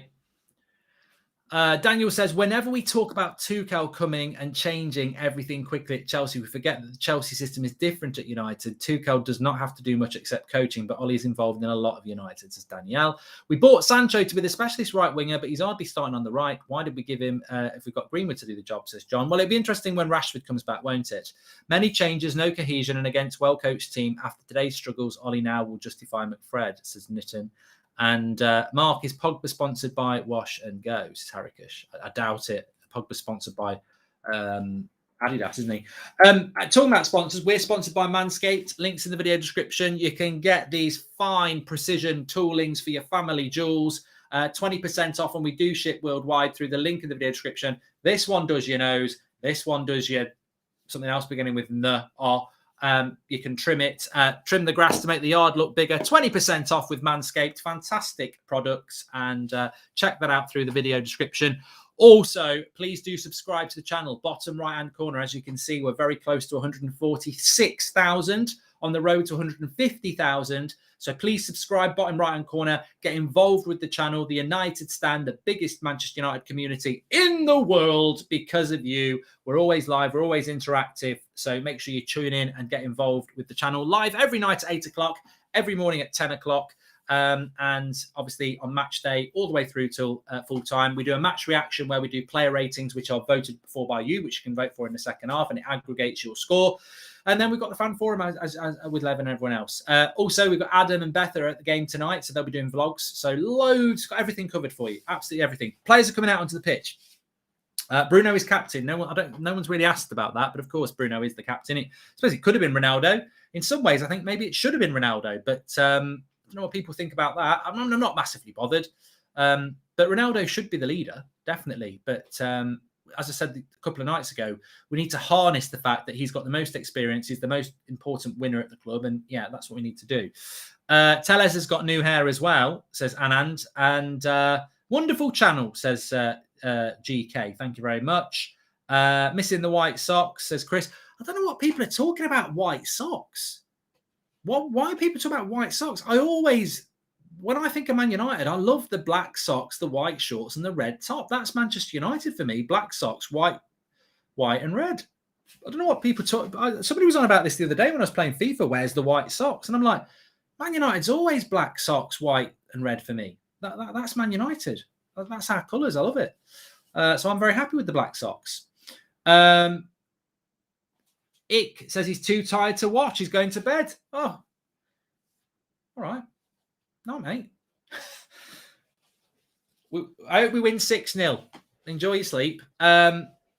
Sancho to score. Look, there's so much to keep your eye on tonight. You know, that midfield of Pogba and McTominay, it's so important that they do well. Really want to see Sancho on the ball a lot. Greenwood, hopefully a little less selfish. Ronaldo, yeah, I just want to see Sue. Mark, what's worse, Fred or Love Shack by B52? Hey, if you know, you know, Cooge. I can't stand Love Shack by B52. If you don't know what Love Shack by B52 is, the Love Shack is a little old place where we can get together. You know, if I went past the Love Shack, I'd get a bazooka and blow it up. I can't stand the song. You can all get together in the Love Shack, and I'll blow it up with a bazooka. Don't worry, I'm not being violent. It's a mythical place in a song. So it's a mythical Goldbridge with a mythical bazooka. Fred finally benched. Still no Donny. I'm officially Ollie out, says Butterpants. I didn't expect Donny to start. Clean sheet. Hashtag Dave my keeper. Come on United, says Ryan Taylor. Yeah, I've gone 2-0. Get in the chat with your score predictions, actually. I've gone 2-0. Excited about this. Love the Champions League. Love the autumnal nights where it's, you know, nights under the lights. We've got to win. We have got to win. You know, amongst all the things we're looking forward to, Sancho, the midfield, how's the defence going to cope? Let's not forget, a draw is a bad result. If you draw this game, you've got 1 from 6, and you've lost to Young Boys, and you've lost. You've dropped 2 points at home. That would, you know, we'd have to go away from home and win then, basically. Good day, Goldie. Good stuff, mate. McFred can do one. Need a bit of Viduka up top, says Grantos. I bet you're Australian. And Mark, this will be the first United game I'll watch with my first newborn child. Which fixture was yours and others? What do you recall from it? Says Axel. My oldest, funnily enough, the first 3 years she was alive, United won the title. Like her, you know, from birth to being 3, we won the title every year. I was like, is this ever going to end? And it did. United winning 6-4, says Reverse Clouds. I tell you what, if that happens, fair play. Anyway, we're about to start the match here. I'll let you know when it kicks off. Make sure you subscribe, bottom right-hand corner. Big shout out to Manscaped, 20% off through the link in the video description. Trim your grass to make your yard look bigger. Bruno, kick the ball. United look pumped, says Valbath. Mark Greenwood masterclass incoming generational talent, says Ryan Taylor. If Ollie knows United like he should know United, Wednesday night under the lights, Champions League football, first 5 minutes under Sir Alex, get your fullbacks overlapping and get crosses into the box and make Villareal make the opposition shit themselves and get the crowd bubbling. Let's see if we can do that. How is Bruno captain over Ronaldo, says Ash G. I think he was expected to be captain, really. Ronaldo scores a lot of goals against Villareal, says Cardo. Ryan Taylor said Greenwood masterclass incoming. We're off. There we go. Bruno kicks it to Pogba. Pogba playing to the left-hand side of the midfield. McTominay playing to the right-hand side. A long ball straight away to Greenwood. This is what you want to see. Straight on the attack. Gives it into McTominay. Go wide, Scott. Go wide. Should have gone wide to Delo there. Hi, Mark. Just wanted to say thanks because from where I'm from, the game isn't even on the channel, on the TV, says Ghost. All right, okay. We'll keep you up to date. Thanks everyone who's tuning in. McTominay really should have gone wide to Delo there. He turned to go to Varane and we ended up back on the halfway line, which is a bit of a shame. You know, he's got to get that spatial awareness, Scott. Cross comes in. Villareal clear. Ronaldo was going to shoot off the edge, but here's Lindelof. We are pushing forward here against that low block. Delo, here we go. Oh, it was Greenwood. I thought it was Delo. It's a shame it wasn't Delo because he could have whipped it straight into Ronaldo. McTominay, go forward, Scott. Goes sideways. I do want to see our midfielders going forward. We're going side to side here. It's crab football already. You've got to see. We're already panicking about the low block. You know, we're going side to side. Pogba with a lovely run. Good to see Pogba playing high up the pitch, though. McTominay is sitting. So let's see how it goes with McTominay sitting in that midfield position. But Villareal will back themselves to pass their way out. United playing very high up here. I mean, Pogba's virtually next to Bruno. So he's definitely playing in a number 8 position. Bruno is the 10. McTominay is the sitter. So, look, you're going to get to see McTominay as a CDM. And he's in there quick. Ronaldo. Into Bruno. Oh, over the bar. Half a chance. That was better. Better. Villareal trying to pass out. McTominay saw the danger. Got it straight into Ronaldo. Passed forward. And to be fair, Ronaldo could have slipped Sancho in, to be fair. Not a great shot. Looks like a 4-3-3. Well, look, apparently Ollie was going to play a 4-3-3 in the summer. So let's see if we see that. Villarreal, clearly a team that wants to pass out from the back. And they're struggling here. Remind me a bit of Leeds at the moment, Villarreal. They're a sort of team we could swamp early on here. They're not settled. United crowd's up for it. There's an opportunity. Here's Ronaldo. Pogba's in there quick. Well in. See, I was giving the free kick. That's a shame. I don't think that was a free kick. Barcelona are losing to Benfica, according to Pap. Thank you very much. Make sure you smash a like on the video if you're watching. Is Aguero at Barcelona? Did he actually end up going there? No, he did, but I've not heard anything about him there. Villareal trying to pass out from the back here. This is very good for United to... Come on, press the fucking keeper.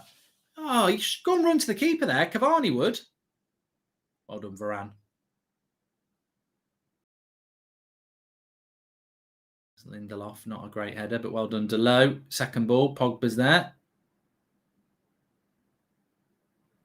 I really hope Pogba has a good game today. This could be the end of McTominay and Fred if Pogba has a good game today. Looks like a 4-3-3 to me, says Ryan. Yeah, I agree. McTominay's definitely sitting. Finally, first time in 4 games for pressing high up, says Dan Harding. Aguero's been injured, says Lewis. I'll tell you what I don't like straight away, though. Look at McTominay's position. If you're the holding midfielder, Scott, you've got to come and get the bloody ball. He's sitting in between the 2 players. Like, find some space. They're just going side to side. He's got to drop. He's not playing as an orthodox sort of Carrick, Jorginho type holding midfielder. He's allowing himself to get close. He's sort of hiding in between the Villareal strikers. He's got to drop and take the ball. Otherwise, we just end up hitting long ball again. This is the same as young boys. You know, the number 6 has got to take the ball off the back 4 or you force your centre-backs to have to hit long balls.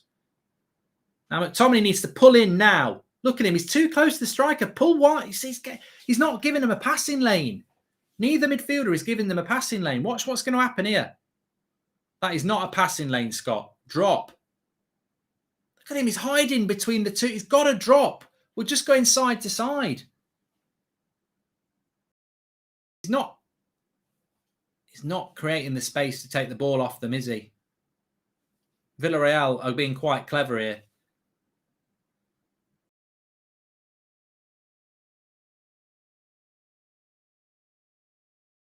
See, another long ball. Was just hitting long balls again. Go on, have a shot, Scott. Have a shot. No, that's quite good. Cross comes in. Keeper's got that. Why is Varane left centre-back? Paul very high with wing-backs, says Jack Brown.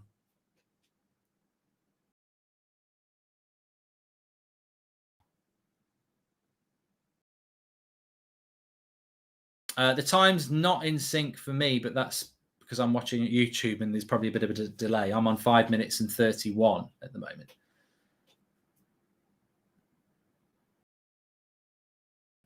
Yeah, you're probably about 5 seconds off, aren't you, really, to be honest, actually, because there's not much of a delay on YouTube, actually.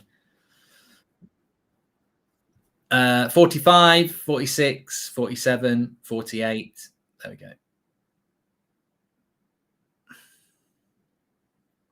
So the time is right now.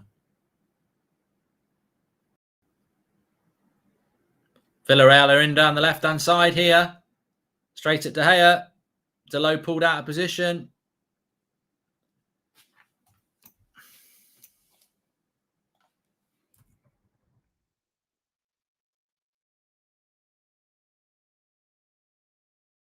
Hitting too many long balls from deep again.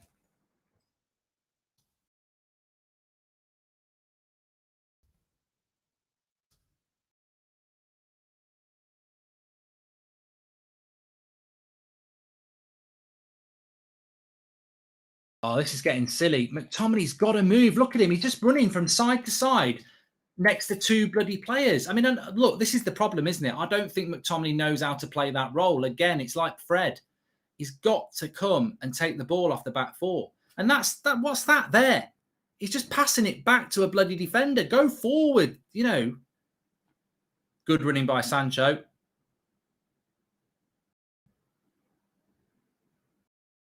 They've got to coach him better than that. No, you can't chuck a young lad into a CDM position and then not tell him how to play the bloody role. No, I'm not blaming McTominay, Mason. I'm just saying we're hitting long balls the same as we did against young boys. He's got to be told to come close to them and take the ball off them and run the game. This might show Ollie how important a CDM is, says Mav. A corner for United anyway. This is where we've got a lot of height. Ronaldo, McTominay, Pogba, Varane. Tellez on it. Ronaldo! Ooh, how's that? Over the bar. Tellez with the corner as well. It's a clean header as well. He's up. Just can't get it down. Hey, Mark, it was my 8-year wedding anniversary yesterday on train to Dublin for a trip. Thanks for keeping me updated on the train journey, says Roger. Thank you, Roger, for the super chat. Varane's distribution is exceptional with his left foot, so him on the left makes sense. We aren't putting it up for no reason. We're playing the man in. Says Manchild. It was still long ball, mate. It's basic. Manchester United, you've got Bruno Fernandes, Paul Pogba, Jadon Sancho, Mason Greenwood, and we're hitting long balls. Like we've got good midfielders. Like we shouldn't be hitting long balls from the back. You know, we're not bloody Burnley. We're at home. Let's pass the ball. I mean, look, to be honest with you, we've had 8 minutes and that initial buzz has gone. Who's the team passing the ball about at the moment? It's them. We're looking at same as normal, isn't it? Get your defensive shape right and try and counter. Stoke are winning 2-0. Shut me down.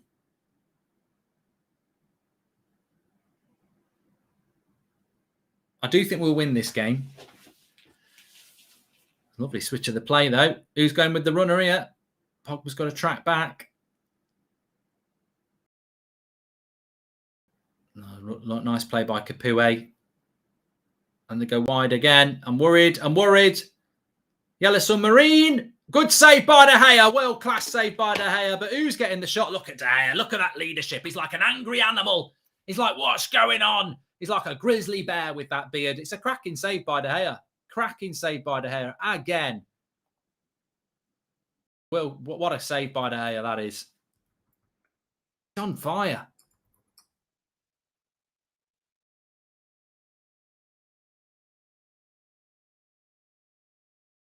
It's like the De Gea days of 4 or 5 years ago, where he's just making us relevant. What a save! Tipped it out for a corner. Delo looking a little bit weak. Pogba heads it away. Sancho clears.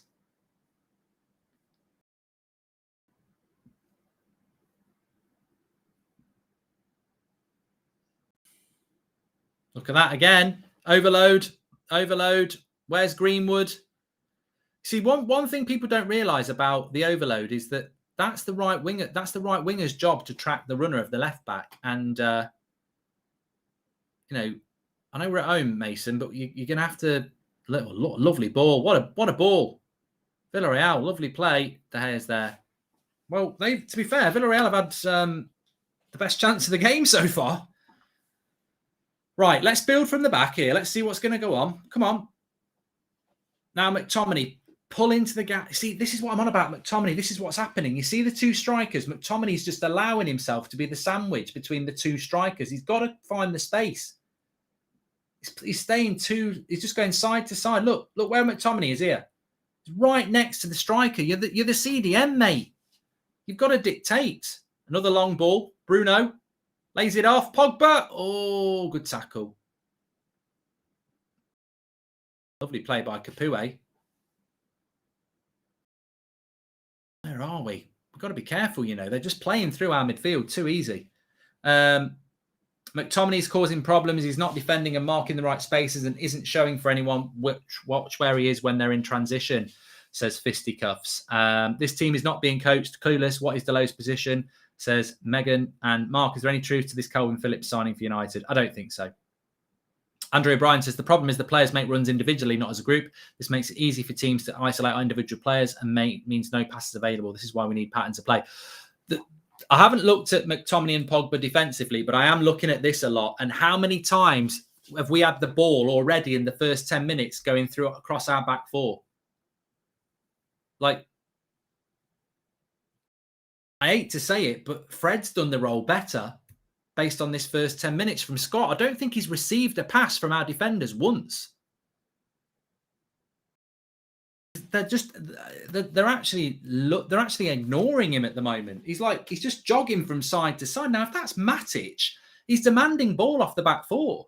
If it's Carrick, if it's Fabinho, if it's Jorginho, he's got to. If you're going to play Scott there, I'm not. People think I'm going in on Scott. I'm not going in on Scott. I'm going in on the bloody coaching. Michael Carrick did this for a decade. He played in the role McTominay's playing in, and he found the space to take the ball off the back four, and then he ran the game.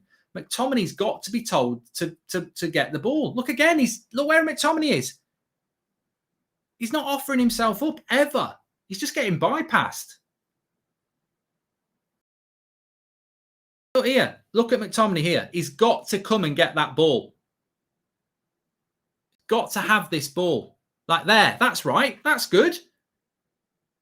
That's better. Yeah. Give it him back. He's got to come and get that ball. See, again, he's wandered into that area again where he can't receive it. He's right in the middle of four Villareal players. He's got to pull there. You've got to pull there. Pull back. That's it. That's your job. That's your job. That's your job. Get the ball. Pass it forward. Stop attaching yourself to their striker. Too many long balls.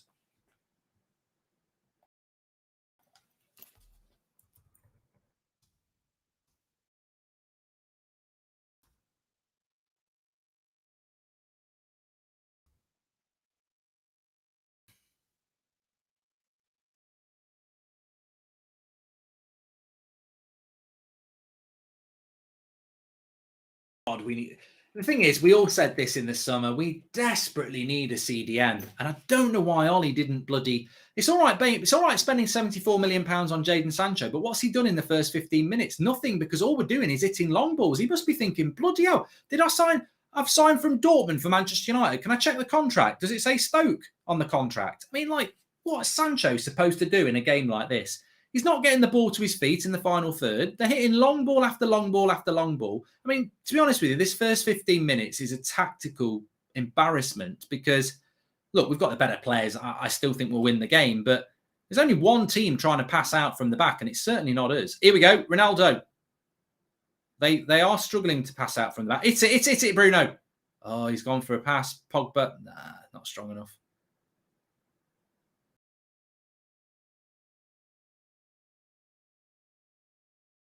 Oh, is he offside? Linesman? No. What a ball! Varane! Great side tackle by Varane. Villareal looking for a killer pass there. Now, here's Sancho. What you got? Give and go. That's a foul, ref. Another long ball by Pogba. We really are looking for that long ball a lot.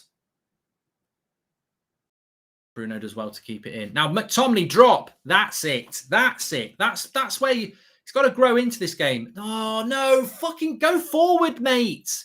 Don't give it back to the player that you've got to go and receive it from again. God, I wish we had a fit Carrick. Surely Carrick has told McTominay how to play the position and can't follow instructions. It must be tactics instructions. He's not picking the ball up, says Chris. Well, I don't know. I mean, look at here again. His job now. Look at him. Pull back. Pull back. That's it. Yes. Move away from them and go forward. That's right.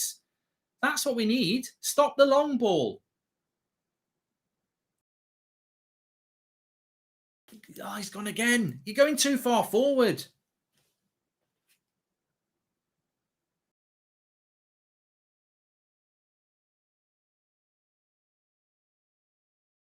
Nice switch of the play. He's going to run Delo. Don't put a tackle in Delo. Good cross. Good save. De Gea again.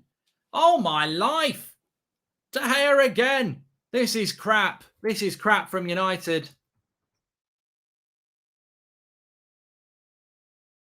Could be 2 down. Lovely cross.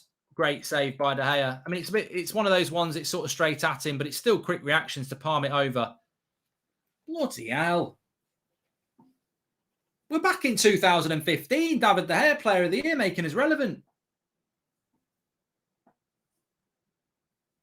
I feel sorry for, you know what? I feel sorry for Sancho, Pogba, Bruno, Ronaldo, Greenwood, and McTominay because all they're getting is long ball. If you're going to play a number 6, tell them how to play the number 6 role, for God's sake. Here we go. Breaks on. Sancho, this should be a goal. Oh, Ronaldo. Of all the players, he knows he's not happy with that. He could have slipped Greenwood in. But then again, counter-attack FC, moments FC, but it would have been a good break. On Delo, I prefer Wan-Bissaka to Delo. A lot of you are like, get rid of Wan-Bissaka, get rid of Wan-Bissaka. I'm telling you now, I like Delo, but I prefer Wan-Bissaka. Defensively, Delo needs a lot of work, as we know. Thoughts on Alvarez from Ajax for CDM, says the Jaw. I would, any specialist CDM at the moment would make us better.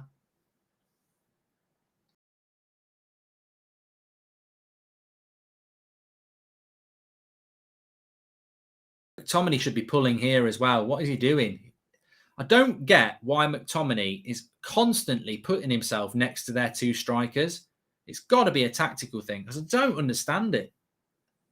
You know what I mean? I haven't got the tactical screen, but what you always see with Matic is the Matic will drop between the 2 centre-backs and the full-backs will push on. When we've got the ball, Matic will drop between our 2 centre-backs to receive the ball and run the game. And what we're seeing here is we're seeing McTominay sort of just stand in between their 2 strikers where he can't receive the ball. He's got to drop and the fullbacks have got to push forward. And look, I'm not saying I'm a tactical genius. If you want to say that, that's fine. You're probably right. But what I have seen is Man United play many years of football and also many other teams. And the number 6 has to dictate the play. We're leaving Lindelof and Varane to run the game as centre-backs. Well, that's only ever going to end up with long balls.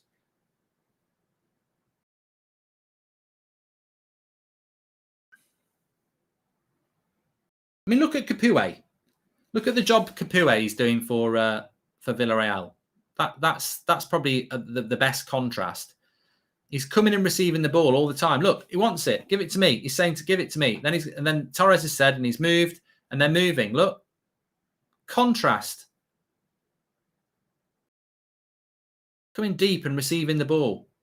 There he is again. I'll have it. Come on. Now give it me back. I'm free. This is what what Capoue is doing now is exactly what McTominay should be doing. Although that was a shit pass by Capoue. I did jinx it. But he's coming deep and he's taking the ball off the back four. And it's not because Capoue is better than McTominay. It's because he's doing his job and he's finding the space. Lovely play by Villareal. If you play him in, he's in. Left-hand side again. Cross comes in, corner. Fucking hell. There was lots of passionate debate about Dalot during the transfer season, not convincing so far. But Humphrey, look, I prefer Wan-Bissaka to Dalot anyway, but I also say this, you know, it's the same, it's the Tellez problem as well, isn't it? At the end of the day, these players aren't playing much. Of course, they're going to be rusty. You know, I'm a firm believer. It's the same as Sancho as well. I'm a firm believer that you've got to give them game time, haven't you? You've got to give them game time. There was lots. I've done that one. Thanks for the super chats, by the way. Make sure you subscribe. Bottom right hand corner. Corner coming in here from Villareal. They've gone short. Oh my Christ! Over the bar. That could have been a goal as well. Oh, it's that Moreno. It's that ex-Liverpool one. Oh, and I hated it if he'd scored. Coach Bridge, you should apply to be United coach. Enjoying your coaching masterclass, making a lot of sense. This is Rachel. To be honest with you, it's not a tactical masterclass. Anybody should be able to tell you how a CDM works. Unfortunately, you see, this is it. He's just done it. He's done it. Now look, he's moving away again. Look where he's going. Drop. Why are you running forward? Drop. Look at McTominay. He's got to drop. Come back. You're putting yourself in a position where you can't receive the ball. Look at that. I can't understand what McTominay's doing here. I cannot understand it. He's putting himself right in the middle of 4 yellow players. Drop to receive the ball off the back foot. And again, he's not. It's like he's hiding. I don't know. He must be being told to do this. Pogba's doing it. Pogba's just come to receive the ball. I never ever want to hear the name Henderson from the English press again. De Gea is and will always be the best keeper we can have. Well, he's man of the match at the moment, Victor. Mark, I'm Ollie in, but at what point is Ollie going to realise it's not working, says Hugo? I'd be upset with watching McTominay in the A-League. No vision. He just walks around in a position to not get the ball. Overcome by the jersey, says Gratos. And Dale, Coach Bridge, sponsored by Manscaped. We are sponsored by Manscaped, actually. Make sure you get your Manscaped products. They're very good. 20% off, and we ship worldwide through the link in the video description. Why is Dalot tucking in? Because of Lindelof again, says Ahmed. Again, I'm getting tired of this. Look at McTominay's position. He's the holding midfielder, and he's hiding behind the number 9. Pull off. Come and receive the fucking ball. It's really annoying now. I wish Ollie or Carrick would watch this match and listen to what people are saying. He's got to pull. Look how close he is again today. He's hiding next to their number 9. Oh, I can't believe it. I can't believe this.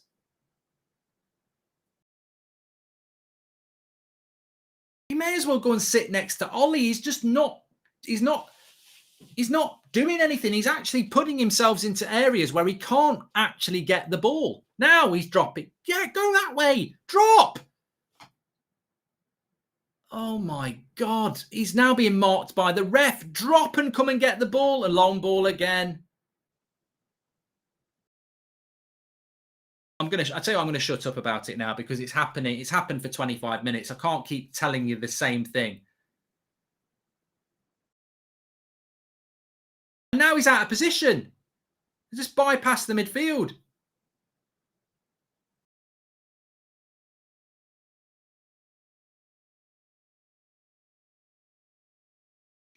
At the moment, McTominay's redundant, Pogba's redundant, Sancho's redundant, Greenwood's redundant, Bruno's redundant, and Ronaldo's redundant. Because all we're doing is passing it around the back four and then hitting a long ball. We're not playing through the lines. You can't play through the lines if your number 6 is being occupied by their strikers and Pogba is. You've got to come and get the ball and pass through the lines. And nobody's doing it. Somebody from that midfield has got to drop because Villareal are going to end up in front at the moment. 25 minutes. They're absolutely the better side.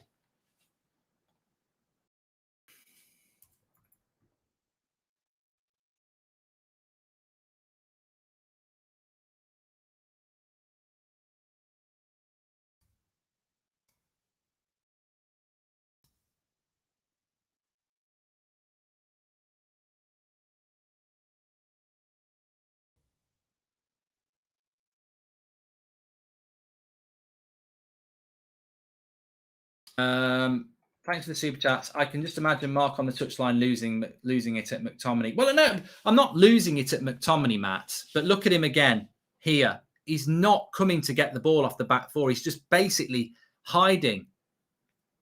Now he's got it. A long ball. Another long ball that comes to bloody nothing. I mean, we can't keep hitting these long balls. I don't know. I wouldn't be going mad at McTominay because he wouldn't be doing it under me. I think he's doing the job he's been told to do. I think it's tactical. I don't think he's not coming. You're telling me, if I'm on the touchline telling McTominay to come deep to get the ball, he's going to go, what are you on about? I'm just going to keep running side to side irrelevantly. He's going to come and get it. He's being told not to do it. We are very, very weak, Mark. Long ball central is our coach, Big Sam. The only positive is De Gea, says Stephen. Problem is not McTominay, says Arch. Ollie is just out of his mind. He knows he's not getting fired, so he just does what he wants and does not care about us now. I think he's trying to win, mate. Not having that Delo tucking in is Lindelof's fault. Can also see is their only out ball, but not hard to mark him. That everything is other players' fault, says Jake. And Mark, not enough movement of the ball and pass and move. Wrong players coming deep to collect the ball. I don't see any players coming to get the ball from deep, Paul. Scott has clearly been told to man mark their number 9. He's forgetting to run away from him when he's got possession. I think that's a very good tactical spot, Humphrey, really. He is attaching himself to the number 9. This is amateur, to be honest. We look like a League One setup playing a top European side. It's embarrassing. We'll probably still win, Nick. Give him time. Give him time. It's now 2029, says Ali. Ollie must have told McTominay to man mark the striker. Yes, Matthew. I think you're not the first to say that. Couldn't agree more. When is it time for him to have a seat? Says Matt Randall. And Villareal are just such a better drilled team than us. You can see the clear plan they have, says Nate. Well, frustrated foul by Bruno there. I think you've hit the nail on the head. I think McTominay is marking their number 9, which is hilarious when we've got 2 centre backs. We've won the ball back here. Greenwood, Pogba, cross, headed away. Second ball, no pressure.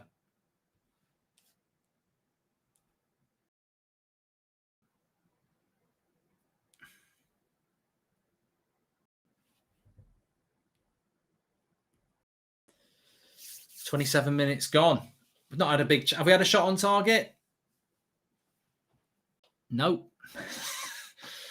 The stats. 3 shots, none on target. Half an hour gone. They've had 3 on target. Bloody.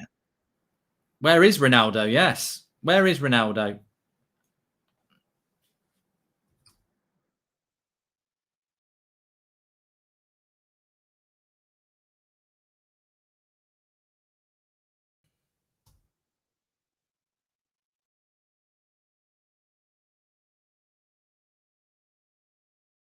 It's another one it's another one of those games where I know he failed at Arsenal, but again you can see the tactics of the coach we're playing, and again you sort of wish Emery was in charge of us for this game and see what he would do with our players, because they're actually passing and moving. They're actually Capoue is playing the role of a CDM perfectly. Look at him again. He's finds the space.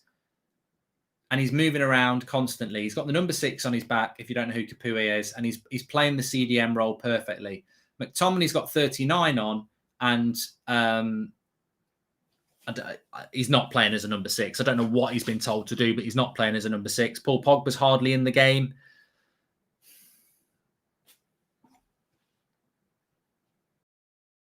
We have 0 creativity, 5 or 6 meaningless short passes, then 1 glorious long ball. Delo's been had on toast again into the side nettings. Uzaf, thank you for the super chat. Mark, don't you think we look like we are playing without a clear plan? What might be the reason? Has Ollie peaked with this team? Says Shrinkanth. And do you think it's a coincidence that Sancho has gone from flair and attacking to playing safer under Ollie's style of play, has been told to play this way? Ollie should get fired, and let's not be afraid to say McTominay is not good. Ollie is no good, and the coaching is not good, says Sean O'Sullivan. I think Sancho's wasted in this team. I wouldn't be afraid to say that. This is not a team that you bring Jadon Sancho into. If you're going to play this style of football, just get Marcus Rashford back and bench Sancho, because Rashford is good for the long ball, isn't he? Because he can just sprint and he's fast. You know, Sancho's not known for his pace. Long balls to Sancho is not really what he wants. He wants to give and go. He wants to play football. It's sad to see Fernandes is managing the team while on the pitch and Ollie can see it, says Vebuff. I don't know how everyone seems to miss this, but our players seem to be lazy. But I guess it's the instructions to keep up the zonal marking. Lovely by Verona. Varane's made a mistake. Oh, just wide by the number 9, Al Cesar. He's a good striker. Varane, actually, I thought he'd made a good cover, but he made a mistake, and the number 9 was in. And he just shot wide. I've never seen Conte, Verratti, Fabinho, Fernandinho man marking the other teams forward. It's so embarrassing. Please get Conte, says Sean Turner. Would be nice to have a manager that understands the gegenpress. United press as individuals, says Ziggy. And no idea why we don't shoot, always trying to float one over the top near the edge of the box. Poor decisions making in the final third, says William. You know what, though? We should probably be 1-0 down. I think it wouldn't be fair. It wouldn't be wrong to say that we shouldn't be 1-0 down. But you know what will happen? There'll be a moment of individualism. I said we'd win this game 2-0, and I think we will win it 2-0. But after half an hour, something would have to change massively in this game in relation to the way we're playing football. But I could still see us winning 2-0 because there'll be a moment of individualism somewhere. Moments FC. Some point we will. I still think we're going to win this game despite playing poorly in the last half an hour. Nice little ball by. But then again, it's another lofted ball, isn't it? Keep it on the bloody ground. Ronaldo can't take it down. Look at that for a pass. Lovely from Villareal there. They've always got a man who wants it as well. They're finding it so easy to pass the way through. There is no identity, Thanos. Well, there is an identity. It's just not a United identity. And be interesting. I think after half an hour, the crowd will be starting to go, you know what? They're not stupid. They're like you. They know football, and they'll be like, this is poor. Get these fraudulent coaches out of our club, says Jack Reed. I'm bored of watching United, hoping for a moment of brilliance. We're playing with a goalkeeper and a back four, says Jack. This is tactically decision by the coaches. Scott has been told to occupy the strikers and let the centre-backs do the passing. He simply can't pass. That was from Ledham. And this is Ollie for your mark. Do you still feel he's really worth? He's destroying players. Van der Beek, Sancho, Twansebi. The list goes on, says Arch. Mark, is United even trying to win? This is awful, says Nature Videos.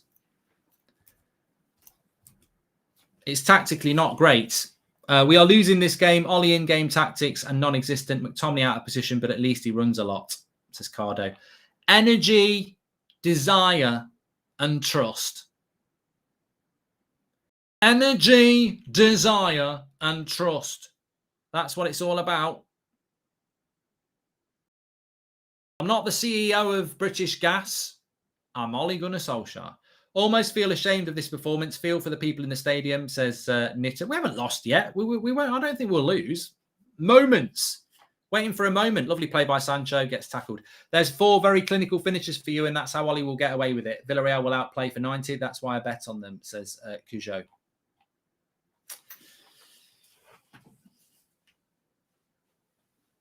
The thing is, if you look at the chances that Villareal have had, if they fell to Greenwood or Ronaldo, we'd be winning 2-0. And that's why I think we'll win. We'll just get that moment. Corner to United anyway. Another good cross by Tellez. Capoue, he's having a great game. He heads it away. Sancho and Donny are both pass and go players. That's why they're failing at United, says Stephen Atkinson. And literally any coach, lovely by Bruno. A moment again. He's given a foul. Literally any coach would be better at this moment. It's so basic. We can't pass and move. Donny would be better than McTominay, don't you think, says Karan. Depends what job he's told to do. I don't think Donny would want to do McTominay's job, which is not drop and mark the forward. It's time we stop disrespecting Spanish teams. Was last year's Europa League not already a lesson? They always bring a fight, says Zubi, who is a Real Madrid fan. Change the tempo of the game. Have to play in a higher tempo, says Sumya. Zane's laughing. But Zane, you're only laughing because you're not in Europe. You know, where's Arsenal? When do Arsenal play? You're not even in that horrible conference. Mourinho out. Oh wait, forgot who the manager was, says Alligator.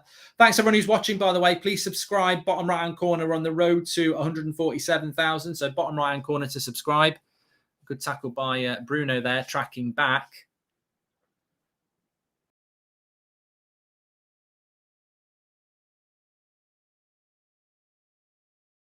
Played by Varane.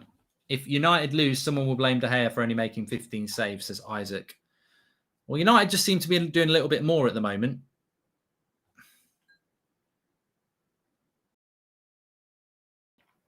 Right, McTominay's dropping a bit deeper now. He's actually taken the ball off the back four, which is good. Now he just needs to learn to pass forward. Another long ball into Greenwood. He's offside. I can't believe the second game in a row in the Champions League, our tactic is long ball. Like literally, this is the plan. Get the ball to a defender and then sprint and try and get in behind. It's pub football, mate. It's pub football. Second game in the Champions League in a row, and we're at home and we're hitting long balls from the defence. I mean, it can work, but it ain't fucking good to watch, is it? I mean, I wouldn't be surprised if we score a goal from it, but it's not great to watch. Hitting long ball after long ball over the top. Varane is not the second best centre-back in the league. He's prone to making mistakes in big games. The CR7 finest. Well, I disagree. You know, whatever. Ollie hasn't got a clue. We're miles off. We haven't played well in one game this season, says Ben Anderson. And Chris Slater says, we've picked tactics to avoid defeat with the players we have. Teams should be changing tactics to players. We win because we have individual quality. It's not luck, says Chris Slater. Calling it now. Sancho's going to score tonight, says Hugh Anderson. Thanks for the super chat, Jew. Thanks for all the super chats that are coming in, by the way. You can do that through the $sign if you wish. All these amazing... Wait a minute. McTominay. I thought he was going to shoot. Come on. Bruno with the cross. Headed away. All these amazing players and the football is so boring and painful, says Sean Turner. The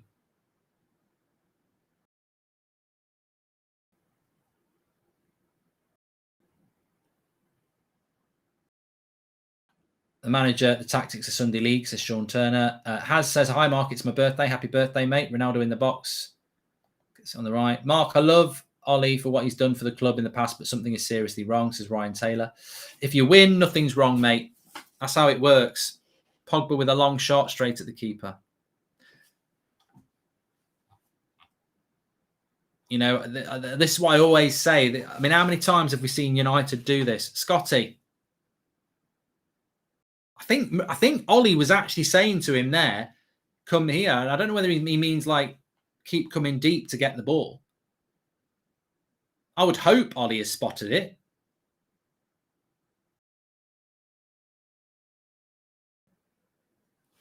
Nine shots to United, 4.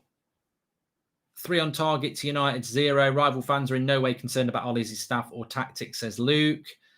Really like Delo, but so far has been rusty. Not much game time. Does that to you? I agree with that, truly, balls. And another long ball over the top. Bruno has actually done well. Little dink. Ronaldo. No. Watch the PSG City game. Love how City team press. Why don't we do that, says Nemo? Because it takes really intense, clever coaching to do that. I was Ollie, wait and see until Villa. I decided to give him a chance after the media pressure. Now 100% Ollie out. Predicted a loss. Looks like I'll be right, says Chino. And I still think we'll win. Hey, Mark, if United crash out of the Champions League, would your stance on Ollie change, says Jew. And I'm so depressed with this football, says Gordon Murray. How many years now? Was excited when Ollie came in at first, but this is poor. Win the United way, not just win. And rather than slating Delo for getting skinned, maybe people should ask themselves why their left winger is getting so many one-on-ones against him at Old Trafford, says Andre. There we go. Intercepted by McTominay. I mean, to be honest with you, I don't know how old he is now, and it would never happen, but I wouldn't mind Capoue at United. He's played the role of a number 6 very, very well tonight. You know, he comes and takes the ball off the back four. He pushes forward when he needs to. He's aggressive. He's decent on the ball. So, you know, actually, I was with Ben Foster today doing his podcast, and we were talking about Capoue, and he said, "What a player! What a player!"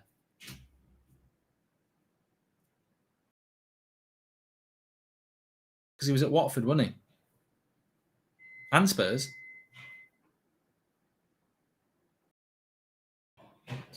Everton licking their lips, Mark. What the hell is going on with your club? Such great players, such bad coaching, says Cujo. Hey, look, I still think we'll win this game, and I still think we'll win against Everton. What I did say is I don't think we'll play well. I still think we'll just be all, relying on. I mean, look, we are relying on moments as well. Moments aren't just goals. Look at that save look at the 2 saves from De Gea. They're moments. You're relying on that moment of brilliance from the goalkeeper. Of course you are. I remember when Man United played Arsenal a few years ago, another long ball by Pogba. And De Gea, remember that game at the Emirates where De Gea played an absolute worldie? And Arsenal fans were going mad because, De Gea this, De Gea that. But ultimately, that's why you have one of the world's best goalkeepers to do that. But we shouldn't be so reliant on our goalkeeper with the quality of players we've got. I mean, Ronaldo's been the invisible man. You know what's going to happen. We are so shit in midfield. We're ready to take any team, says John, who plays decent. Let's see what happens with this corner because Tellez has got good ball delivery, but something's gone on here. I love how Ollie is just sitting on his behind while Emery is up shouting directions for his team. He's a clueless idiot, says Victor. And I think understand now why Ollie wanted a striker. He wants to make sure that the few chances we get end up as goal. Pause tactics, says David. Well, Ronaldo's played another 45 minutes with no chance, really. I mean, I know he got on the end of a corner. But, a corner's a corner, isn't it? Harry Maguire wins corners. I want to see genuine creativity.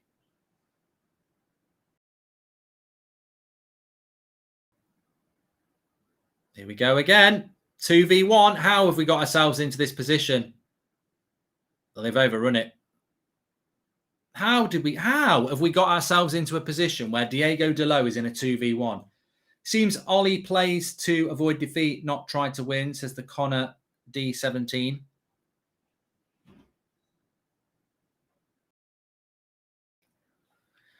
We're very lucky that we're not 2-1 down there. 2-1 down, 1-0 down. Again, we could be losing 3-0, Dragon, I agree.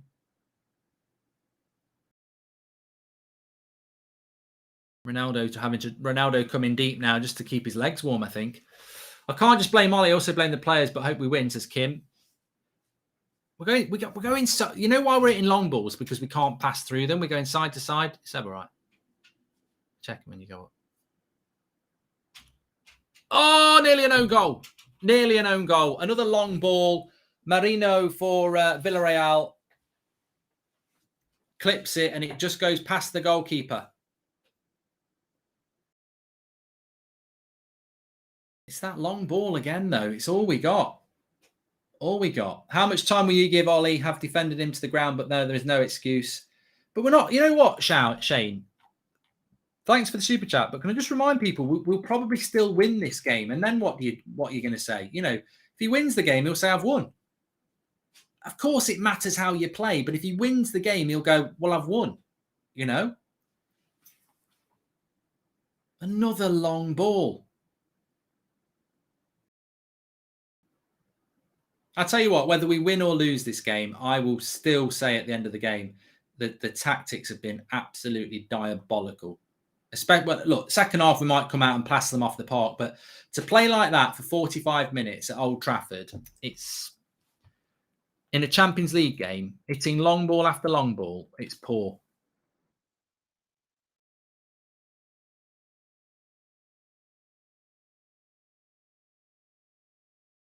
It before. Somebody called me out for it. I'll stand by it. It's like watching Stoke in 2010.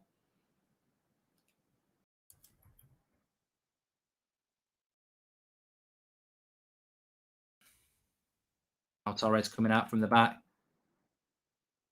He's gone past McTominay. This is fucking terrible. Absolutely terrible. Good save. De Gea again. My Christ. Pau Torres comes from the back, skips past McTominay like he's not there, and we end up with a shot again saved by De Gea. I don't even know what to say. Absolutely crap from Manchester United this half. But there, that chance in itself, that starts with their centre-back taking the ball from his own half, going past our midfield and ended up running at our defence. It's not just the fact that McTominay and Pogba haven't come and got the ball. It's the fact that they've been passed through. It's not just the attacking side of their game. It's the defensive side is abysmal as well.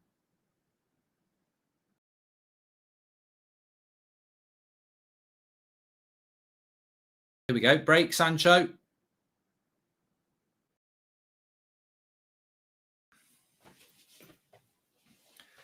Well, if it wasn't for David De Gea, I think we would comfortably be 2 or 3-0 down. Obviously, I don't have the audio on. De Gea's trying to get the players going. I don't know what Ollie's coming on the pitch to do here, but if you're Emery, you're pissed off. You wonder what the mood in the crowd is, but it's 0-0 at half time. And look, I can stand here as a United fan and say that we're very lucky not just to be 1-0 down, to be 2-0 down. I mean, we've had 2 shots on target. I can't figure out what those 2 shots on target are. I can't think what they are. I think we might be being scammed a little bit. Look, awful. Absolutely awful. Worse than Villa. Bring back McFred. No, don't bring back McFred. I mean, look, to be honest with you, that Jadon Sancho, Cristiano Ronaldo, Mason Greenwood, Bruno Fernandes, they may as well go and sit down and have a rest for the Everton game. A total misuse of players. I'm not going to lie here. We'd be better with Ashley Barnes and Chris Wood up front. That is what we'd be having a better half, because they'd win the long ball and hold it up. We're hitting long balls to Mason Greenwood, Cristiano Ronaldo and Jadon Sancho. That's basically what we've done. And we did it against young boys as well. You know, when you're hitting long balls, it's because a long ball is never a percentage ball. You know, a percentage, well, it is a percentage ball. It's a low percentage ball. If I pass the ball on the ground and I try and pass forward and I'm accurate, then there's a high percentage you're going to keep possession as you work your way up the pitch. We're hitting a ball that you've probably got about 20% of keeping it. As soon as you hit a long ball, you've got to control it like a magnet and then keep it. It's very hard to do. We're giving up possession with long ball football. I will argue it with anybody. I don't care who anybody is. I don't care whether you're a stat man, whether you're a BLX player, whether you're a United fan, whatever. We just played 45 minutes of long ball at Old Trafford. Fact. And we should be 2-0 down at least. David De Gea is on a different planet at the moment. He's absolutely world class. That's the only positive from that half. You've got a formation that I thought was going to be a McTominay 6, Pogba 8 and Bruno 10, which is naturally set up to pass through the lines because you're 6 deeper, Pogba, Bruno, the passes are on. You got Sancho who wants the ball, wants to give and go and play possession football. And we're hitting long balls. And look, I do not understand what we are doing with Scott McTominay at number 6. I don't think he can play as a number 6. I don't think he is a number 6. I think he's a number 8. He's shown today he can't play as a number 6. You know, the ball's with Lindelof and Varane, and he stood next to their striker. He's not pulling deep to get the ball like Matic does. He's not dropping in between the centre-backs to receive the ball. We're not playing in between the lines. Playing in between the lines means McTominay would come and get the ball, and he'd look for a forward pass, and then Pogba would receive it, and he'd maybe give it to Sancho, full back, you work your way up the pitch. Triangles. It's not hard to get from the halfway line to the edge of the box, passing forward. Any team can do it. It's about bravery on the ball and movement, and we haven't got it. That number 6 performance from McTominay was trash. Tactically, I don't blame him. I think it's on Ollie. I think what is he asking him to do? I can't believe that you would allow a number 6 to play like that. The amount of long balls from our back four is abysmal. And as I said, if we're going to hit long balls, get Cavani on. Get Cavani on with Ronaldo and play a front 2. Why is Mason Greenwood, Jadon Sancho, Paul Pogba and Bruno Fernandes on the pitch if we're going to play long balls? I just don't understand it. It's the second game in a row we've played long ball in the Champions League. We didn't even play like this against Villa. We didn't play like this against West Ham. It's long ball after long ball after long ball because we're shit scared of trying to play football against Villareal at Old Trafford. We're terrified of keeping the ball on the ground and actually passing the ball. It's like Ollie doesn't want to admit what we all know. We've got no bloody midfield. We're a bagel. We're bypassing the midfield to try and we're trying to get to our attackers with a long ball because we don't trust the midfield to play the ball. It doesn't. Well, why is Matic not playing? Can somebody tell me why Matic is not playing?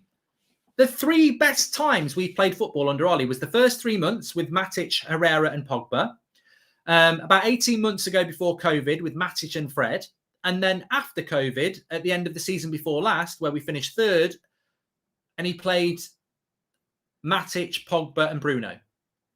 For the last year, we've seen McTominay, Fred, Pogba, McTominay, Pogba, and it's been absolutely terrible, Mark. Absolutely rubbish. And that's Gary Barlow talking. Absolutely wank, Mark. Absolutely fucking rubbish. And I'm going to shout about it again because it's unbelievable that we are. I still think we'll win the game. And then you'll get people going, oh, sit down, Goldbridge, with your moaning and your moaning. Come on.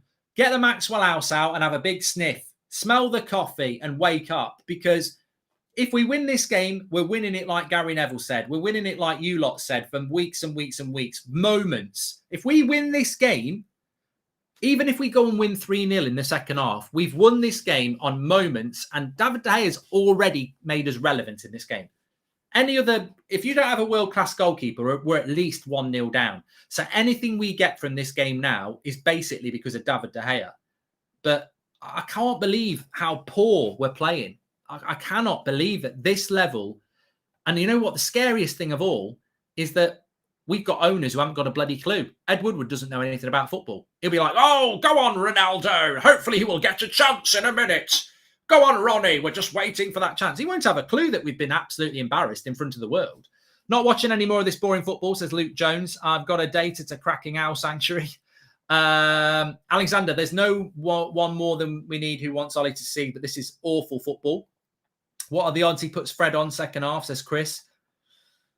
It might not be a bad idea, mate. It's fucking awful. You know, if it stops the long ball, you know, it won't take away from the fact that the coaching's terrible, but we can't keep it in the long ball.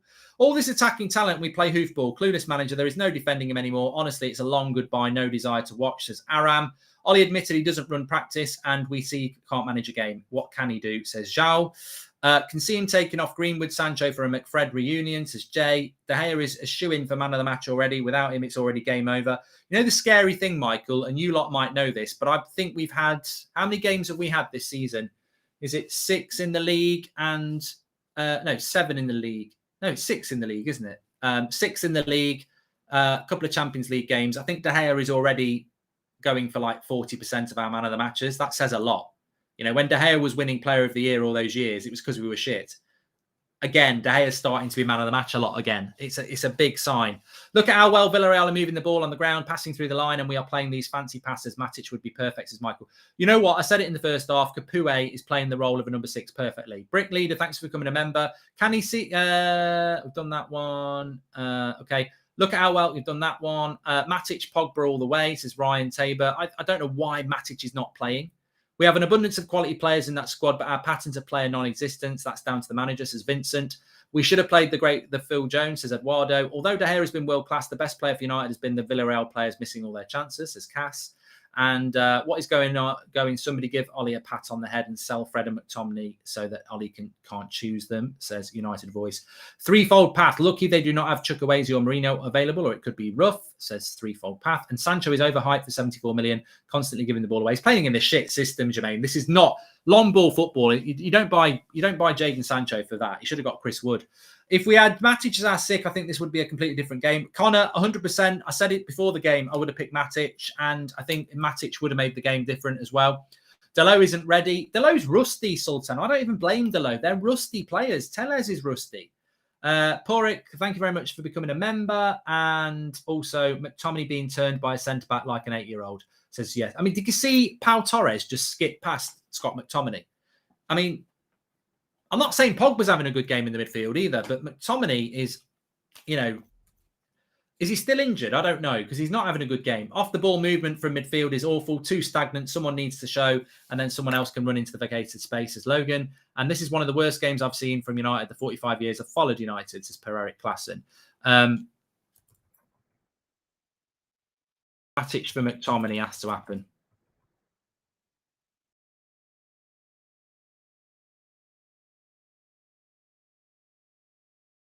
Completely lost the midfield. Please subscribe, by the way, bottom right-hand corner to do that. We're on the road to 150k, so please subscribe, bottom right-hand corner. Get involved with the United Stand. Obviously, you get real chat here. Well, let's go to that.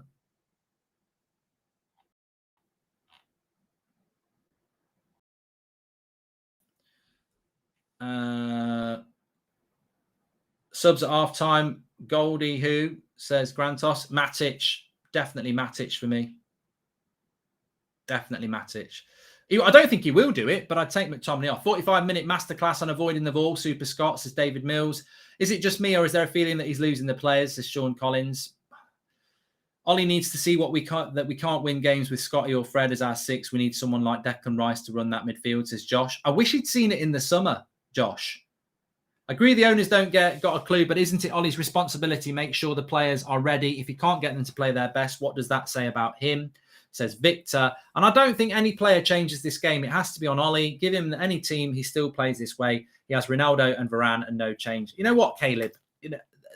I'm glad you finished it like that. Ronaldo's captain, need directions on the pitch, says MWK. So Donny couldn't do what Scott did first half, says Jack Brown. Look, for me, Matic should have started this game. If you're going to try McTominay in that role and you've got Nemanja Matic in the team, I'm not having this. He's not, if Matic is being paid a wage, he's fit to play. And if he's fit to play, why is he not playing? Like, he's 100 times better than Fred and McTominay at that role. And you saw it for 45 minutes there. We're basically playing with 10 men.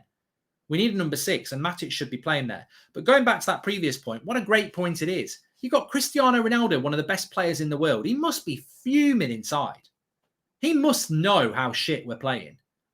It's awful. I at the moment, I'm genuinely worried. I didn't, when people say Ollie PE teacher, Ollie the Wally, and all this lot, I think it's offensive. I think he does have tactics. But I've got to be honest, after the last couple of games, I'm sort of thinking, where is he gone? What is he doing? What is he doing as a coach? Because it really does look like a manager that just relies on, top quality players. Did McTominay not watch Verratti show for the ball and keep playing tickings? How the coaches see him as a 6 is scary. Look, Jay, in relation to McTominay, he's either been told not to come and get the ball or he's hiding. One of the two. Now, I've played in a game before where I was injured and I was playing as a CDM and I was just wanted to get through the game. And I played like McTominay did. I just went side to side and I didn't come to get the ball because I felt that I was going to make a mistake. And I didn't want to get sobbed off. It was very, very selfish. So McTominay's either hiding from his responsibility or he's been told not to do it. One of the two, because that is one of the most invisible number 6 performances I've ever seen. Like, you should be coming. You should, when Varane and Lindelof have got it as the number 6, if you think about Carrick, if you're old enough, or your Verrattis, or even Capoue today, when the centre-backs have got it as a number 6, you've got to sprint to get the space. You either drop in between the centre-backs or you pull to the right or the left to get the ball. And he's not. He's just jogging in between those strikers. Let's not be daft. We know we won't make changes, says Ryan Taylor. Did McTominay not have done that one? Why do we never play Sancho on the right? Makes no sense. KB, right, left, dressing rooms, centre-back. It wouldn't matter where Sancho was today. He's not getting the ball, is he? Phil Jones, 140 million for Sancho, Diallo, Donny. We could have bought Declan Rice for 100 and none of those, and it would have been better, says Phil Jones. I somehow miss Fred, says Harris. Well, we didn't play long ball with that. First thing Ollie has to do is sort Delo versus Danjuma. 4 of the chances where Delo mistakes, he needs to come off and someone needs to make him. You can't take him off though, mister. You can't take him off. We haven't got anyone. De Gea is the difference to us having a horrible start to the season to an average start. This season could have been so much worse without De Gea, says Wayne Ramsey. That's a great point. That's a great point. I'm going to use that in the match reaction. Remember, we've got player ratings in the second half as well. Here's what's going to happen. He'd take Sancho off and move to a back 5 with Bailly. You might be right, Wayne. Paris, sorry. Thanks for this contribution, James. Mark, United on paper have a super team. Sorry to see this terrible coaching, says Cujo. I swear, Mark, this team gives me a headache at times, says Night Owl. Yeah, but who wants to bet we're going to win? Who wants to bet at some point Greenwood or Pogba or Bruno or Ronaldo is going to win us the game? Might be from a penalty, corner. You know what? Who wants to bet? Who wants to bet? I'm not betting money, but I'm just saying, I think we'll win this game. This always happens. You play absolutely shit. It's totally embarrassing. And then we'll manage to grind out a result. Moments FC. I think we'll win it. I think we will win. I know some people will say we don't deserve to win, and these performances need to stop. I agree with that, but ultimately it's still about, I don't want to be in the Europa League. I want to win. As a United fan, I want to win, and I think we will win. But God, it's not always about results, is it? And there's a massive problem with this team. And again, if we do win it on a moment, I think people will go, yeah, good result, but bloody hell, we've been lucky. That's an absolutely terrible performance, and it's just moments and vibes again. I'm not usually this harsh, but I think Delo has been absolutely garbage, says Lee. Without the brilliance of De Gea, Villareal would have been out of sight. I feel even if we get 5 more players, Ollie would play the same way, says Parth. He can't have any more players. He can't have any more players, can he? He's got the players. He can't play long ball with these players. Would love to see a second half FC performance, but it hasn't been happening this season so far, says Paul. Well, we can hope. Mark, even with this team, I bet you 10 gifted Twitch 1-0 Villareal, says Cujo. And Mark, I'll take that bet. Either way, it doesn't matter, though. We're playing terribly and will continue to do so until Ollie is removed, says Fisticuffs. At this point, Brandon Williams might be doing a better job than Delo. How does he play for the national team, says John. And I think we will lose this game, or Ollie will park the bus and end up with a 0-0 draw, says Varron. Even young lad Garner would be more reliable than McFred. I mean, you know what? I didn't feel that Garner was ready, Mario, but I would give him a run out. First thing Ollie has to do before the second half is sub McTominay for Matic and stop the long ball, says Oz, which he hasn't done. And Mark, we've seen as many times as moments that we crap the bed at the end of the game. That is as likely, says Brad Lewis. Well, here we go. We're going for the second half. Make sure you smash a like on the video and please subscribe, bottom right-hand corner. Also, massive shout out to Manscaped, who are sponsoring the show. Trim the grass to make the yard look bigger. I'm talking about that grass down there. Fantastic products. Also got the Weed Whacker, which I use a lot for the nose. Ooh. And you can get 20% off and free worldwide shipping through the link on the video description. Big shout out to Manscaped. We need a bit of Manscaped. We needed to show a bit of balls in the second half because that was a load of crap. It really was. We've not kicked off for the second half yet, no. So make sure you subscribe as well. Bottom right-hand corner. I don't know how we're doing for subscribers, actually. Let's have a quick look just before the start of the second half. Look, let's hope we see a different Manchester United in the second half. We're on the road to 148,000, on the road to 150k. So please subscribe, bottom right-hand corner, before the second half kicks off. Bottom right-hand corner, click and subscribe. Get involved with the United Stand. We're live every night at 8 o'clock, every morning at 10 o'clock, and we've kicked off for the second half. Chiro, thanks for the super chat. Mark, we have seen, I've done that one as well. Thanks for all the super chats. We're up to date with that. I think the fan forum is going to be interesting if it goes this way.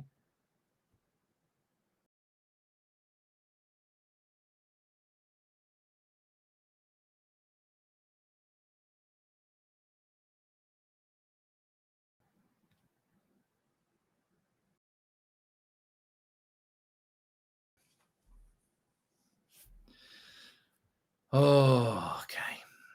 Why are the fullbacks not overlapping? Ronaldo, Greenwood and Sancho need to be closer together to get the 1-2s around the box, says Jerome. You know what, Jerome? You could write a book on different ways we could have played in that first half. It was long ball. It was from the bench. That was the tactic. It was the same tactic against young boys. Basically, in Europe, we've been playing long ball football. And I wonder if Emery, the interesting thing is with people like Tuchel and Emery and Pep and Ancelotti is they won't just go in at half time and say, let's keep doing the same thing. He might see something in the game and go, I didn't think they were going to do that. Right, this is what we're going to do. He might change because United have been playing long ball. He might think, we're going to play a different way. They play 4-4-2, Villareal. Wouldn't mind seeing Tellez and Delo at wing backs, says Ashton. Mark, could you say hi to Jill, my wife, says Nigel Green. Hello, Jill. Mark, last super chat. Fans can blame Ollie, but why aren't these superstars dictating the game? Are they scared to play against Ollie? Quite genuine question, says Cujo. Mate, if Pep Guardiola's in charge of Man City and you don't like tiki-taka because it's too intensive, you're not going to start hitting long balls, are you? You do what you're told. High-end football, whether you think this is high-end football or not, you do as you're told. Tellez has just done the old... Has he done that whole... Tried to whip it in with his left and his right standing foot's knocked it first? Mark, watch out for this. Sancho is tracking back and putting in tackles. Greenwood is not helping Delo, says Raven. Well, I knew that, Raven. We knew that already. He's not. Greenwood hasn't been tracking back. But I mean, at the end of the day, I know you do have to track back, but realistically, at Old Trafford, should you be having to track back? You know, if you're at Anfield or the Emirates, you expect to be tracking back a lot. Of course you do, but you don't expect to be tracking back at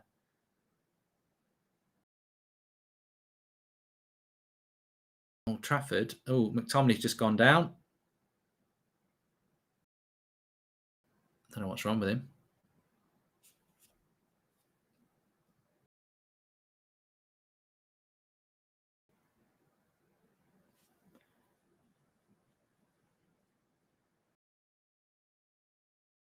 Let's have a look. Oh, I don't know. McTominay sort of can't really see. Dan Juma's there with him, saying sorry. I don't know. Not happy. Bloody Skippy, dude, what are you doing to me, man? He doesn't speak Scottish. Carrick listening to music with his earphones on, says Harris. Well, he's having a good time. Loved your show all these years. Happy to be a member finally, says Preston. Hope you're doing fine. Hey, I clearly see Scott is not performing. He was shouting at him. Why can't Ollie? Do you think Ronnie talks in training? What are we doing wrong? Says Preston. You know what? The worrying thing about Ronaldo is I don't notice a lot from Ronaldo's body language that he's pissed off. You know, not in the sense that, I expect Ronaldo to start sorting this team out. And at the moment, he's just a bit quiet. Do you ever feel Ollie would rather drop to Europa League just to win a trophy? He knows probably won't win the Champions League, says Aidan. Oh, he can jog on if he's going to do that. I'm not having that. Hate being any manager out, but we have the best team we have had in 10 years, and I don't think Ollie can bring us the success we've hungered for, says Braden. And Mark, Chelsea's losing. Ollie is clearly superior, says Reverse. Carrick listening, I've done that one. Thanks for all the super chats again. Make sure you subscribe, bottom right-hand corner.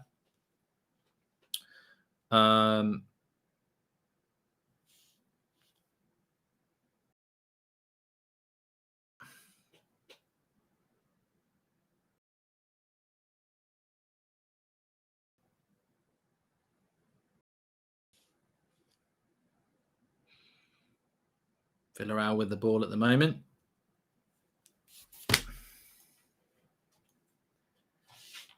Yeah, 100%. We should be doing better with this set of players. I think we all know that without a shadow of a doubt.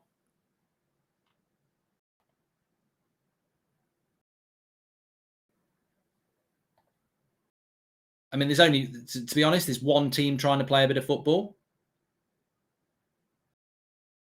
And it's Villareal. And what we're trying to do is just get the result. Cavani's warming up. Matic is warming up. Will he take Ronaldo off? I mean, to be honest with you, if you're bringing Cavani on, should you not be taking Ronaldo off? I mean, he's been invisible. Clinton Carroll, thanks for becoming a member. He's in that graveyard shift again, isn't it? And we've had 5 minutes of the second half. So second half FC, high tempo, whatever, that's not there.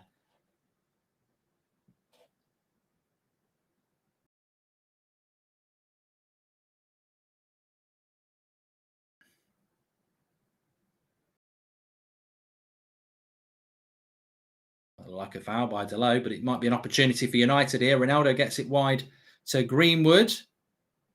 Going on a run. Good cross. No one attacking the front post. And again, Villareal just passing out from the back. United trying to press, but they just pass through the press. We don't know how to press as a team. We tried to press there as a front four, and they just passed through us like we weren't there. What a ball. Lindelof, that's going to go for a corner. No, it's not. Yes, it is. No, it's not. It's gone for a throw-in. That camera scan of the bench made me smile. A tired bunch of Spaniards seeing Cavani and co coming on after 70. Nice to have a bench this season, says Loz. And no matter the manager, this fan base will always be manager out. Jeez, says Kim. Welcome to Members Club, Clinton. Juve are winning 1-0 against Chelsea.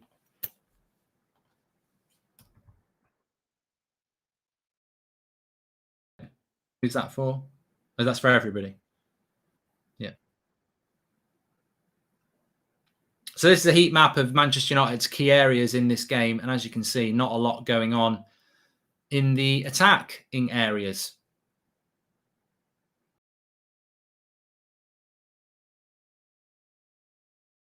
That's keeper's ball, which is what you're going to get. you're going to get that type of a heat map when you're playing long ball, because, you know, we're not getting into the key areas. There they go. They've passed through the midfield again, and they're running at our back four. How many times has this happened? Into the box, 1-0. Brilliant goal by Villareal. You know what? Is it a bird? Is it a plane? No, it's Ollie and his Pratt men. Bloody twats. Yeah, I don't even know what to say. I do not even know what to say at this point. I'm absolutely frustrated. I'm so bloody frustrated. Is he the manager of Manchester United, or is he the CEO of bloody British Gas? Energy, desire and trust does not win your football games. Energy, desire and trust. It's me, Ollie, British Gas. Energy, power and trust. You can trust in our energy, and I've got lots of desire for it. It's just crap. How do you go in at half time, like, lucky to be not 2-0 down, and come out the second half and do the same shit again? Like, what are we? It's just inexcusable. Absolutely inexcusable. Just total shit.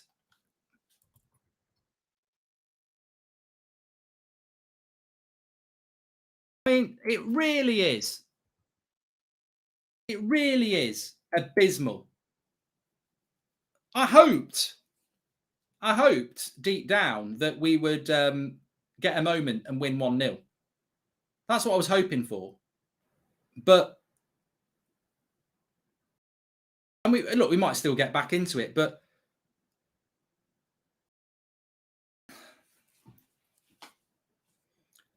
they're just way better than us. And you know what? If we had like Southampton players, you'd go, they're just better than us. I've seen teams come to Old Trafford in the past, like I've seen AC Milan beaters, I've seen Real Madrid beaters.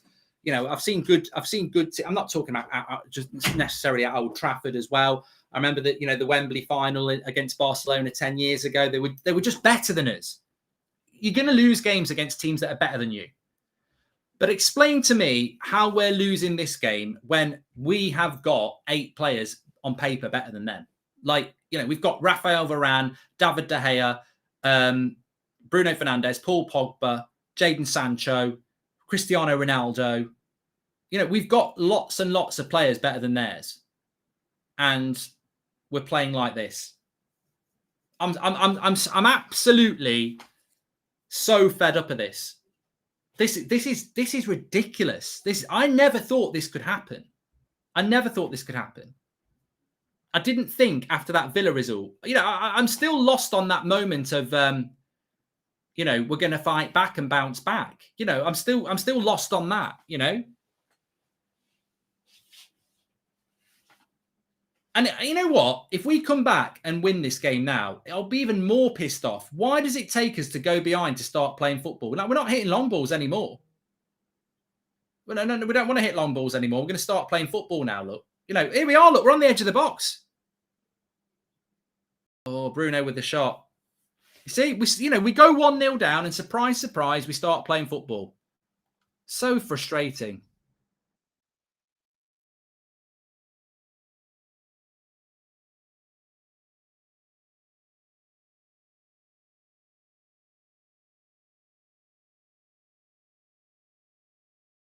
This has always been a huge problem with Below. Really frustrating, especially when Scott is on his own. We need Matic or Donny in next to Scott, says Manchild. Ollie out, tired of it, says Sean C. Ollie's got to go, says Anthony. Mind and senses purified, freed from energy desire. Villareal deserve it. Being 1-0 flatters us massively, says Lee. Well, yeah, it should be at least 2-0. They've got a better coach. Simple as that, says Harris. I said before the game, the 36% win rate, not tactics reliant on individuals. This manager and coaching staff aren't good enough, says Sean Turner. How is Delow still on after he's been horrendous all game? We've got nobody else. Dark pool. We've got one defender on the bench, and it's Eric Bailly. We don't have anybody else. That's why he's on the pitch. James says this just shows that Ollie isn't the right manager for United. Don't want to say Ollie out, but he's just not good enough. Can't take this football friends nonsense anymore. West went to Brentford v Liverpool game, and for the first time in a long time, I saw a good ball, says Edward Walters. Just trying to catch up on some of these super chats here. Zane's laughing. What a surprise. Here we go. Europa League, says Angshaman. And people going mad in the chats, as you would expect. They're making a substitution here. Villareal. Alcazar's coming off. I mean, seriously, McTominay shouldn't have come out for the second half. In my opinion, McTominay should not have come out for the second half. We've never got hold of that midfield. And again, he's bottled it. I mean, you know, they're going to make another substitution here as well. They're 1-0 up and they're freshening up. I mean, it's just hilarious to see.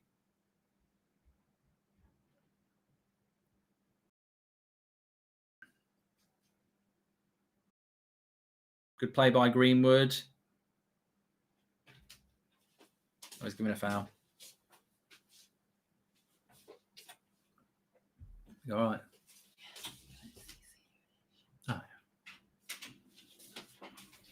Oh. Can't believe Ollie is doing this to us. No subs yet, says Arch.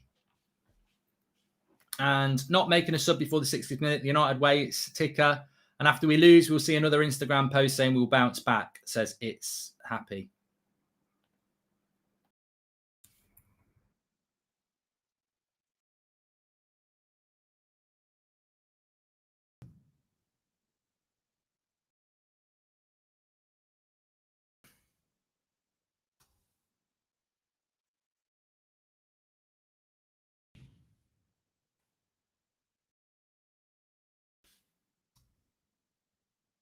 Got a free kick here, though. Making a sub before the 60th minute. It's the United way. Let's see what happens with this. Bruno.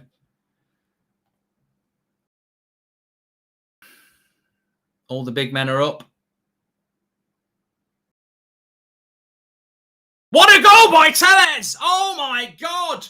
Bruno Fernandes to Tellez. Moments FC. There it is. It's an absolute banger of a goal. Moments FC, though. I'm telling you, this is Ollie. Moments FC. Strike again. He stands up like it's something to do with him. Mate, it's got fuck all to do with you. Nothing to do with you. You know what? It's an absolute banger of a goal. It's got... reminds me of Robben against United all those years ago, but it's an absolute brilliant goal by Tellez. Bruno just dinks it up on the edge of the box and arrows it into the bottom corner. Unstoppable. Moments FC. And what a moment it was. 1-1 Manchester United. I told you. Ow, hurt me here. Absolute banger of a goal.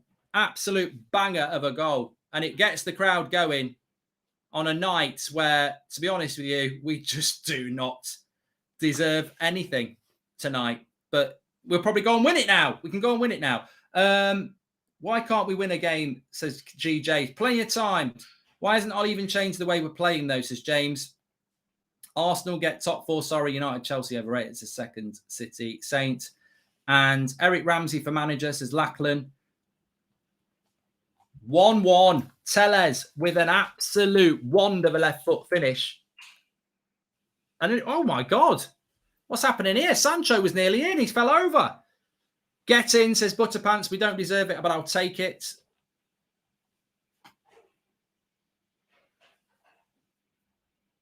You know what? You can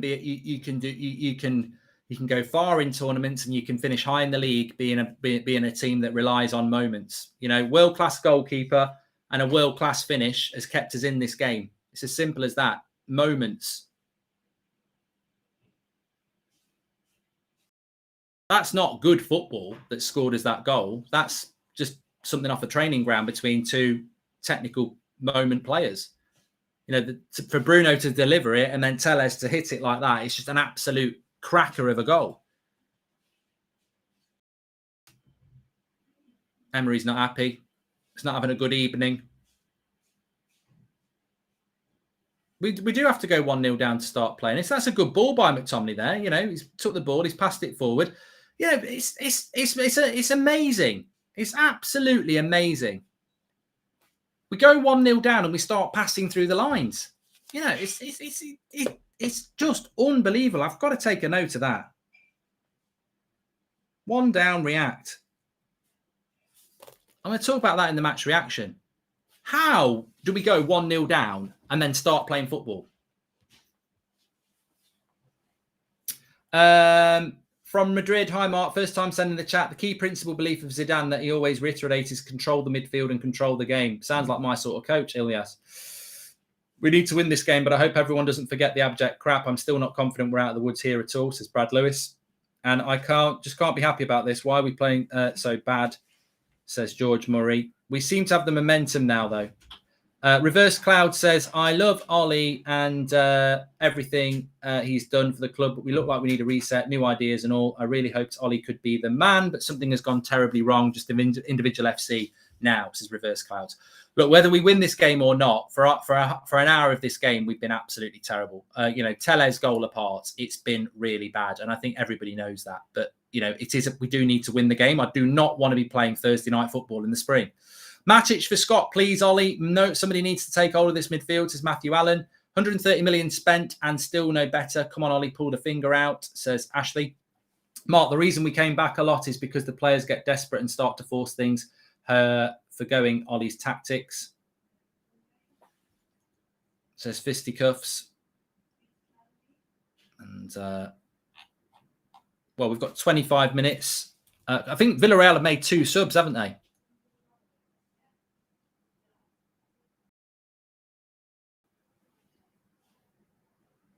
Yeah, we mustn't forget the Bruno assist. It was a lovely delivery. It's a bit like Beckham against Scholes against Bradford all those years ago from a corner. You've got to have the technique to deliver it. But to be honest with you, Teles has still got a lot of work to do. A lot of work to do. I'd be interested to see if the Premier League fitness levels come into this last 10 minutes. We might have ridden the storm of Villareal here. Wazim says, I'm falling asleep watching this. Well, the Teles goal should have woke you up, to be fair. Why is Delo still playing for United, says Andre? Because a lot of people wanted Delo. I'm happy for Delo to stay. I think, if it doesn't work out, I think he deserved the chance. But the thing about Delo and Teles is defensively, I don't think they've been that good tonight. But ultimately, let's not forget that they haven't played a lot of football as well. You're chucking them into a game that's absolutely essential that we don't lose. And it's difficult. They're going to be rusty. Mark, what's the last Man United game you missed, says Shane. I think the last one I missed was a Saturday afternoon Man United Man City game for my brother's wedding, where I only got to watch the first half, probably about 5-6 years ago.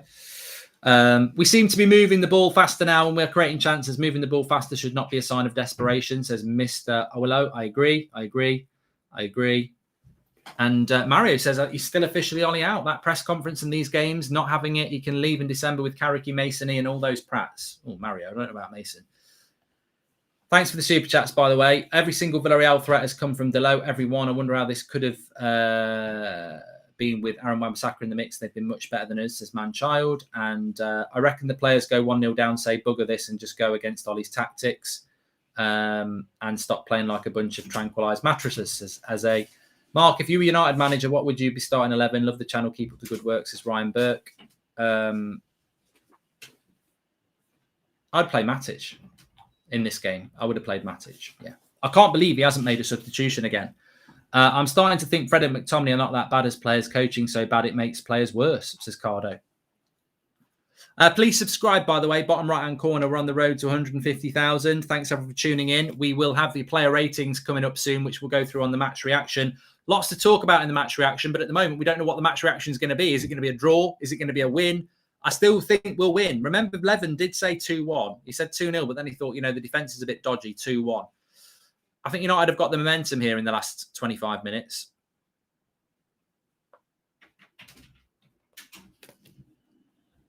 Here's Greenwood, another set piece. They're obviously working set pieces FC. We might become set piece FC. Right, where's the break here? Bloody hell, he's fast. Not very good on the ball, though, is he? Tellez gets a yellow card, though. Can we just get Sir Alex back at this point? Let Sir Alex retire, Joel. Let Sir Alex retire. I think McTominay and Fred will play at the weekend, yeah.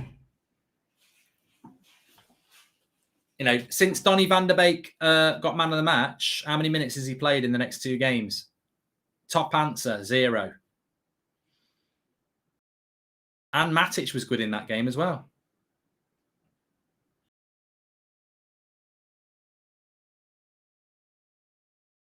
Free kick here to Villareal. Nice take. Cross comes in, headed away. Second ball.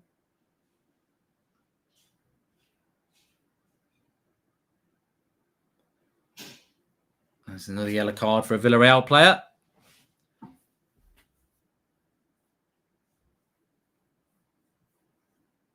We'll surely win this now. We'll surely go on and win this now. Ronaldo's not had his chance yet either, has he?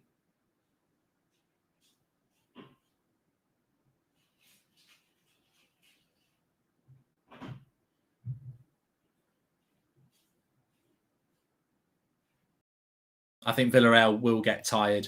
I think they put a great shift in, but I think they will get tired.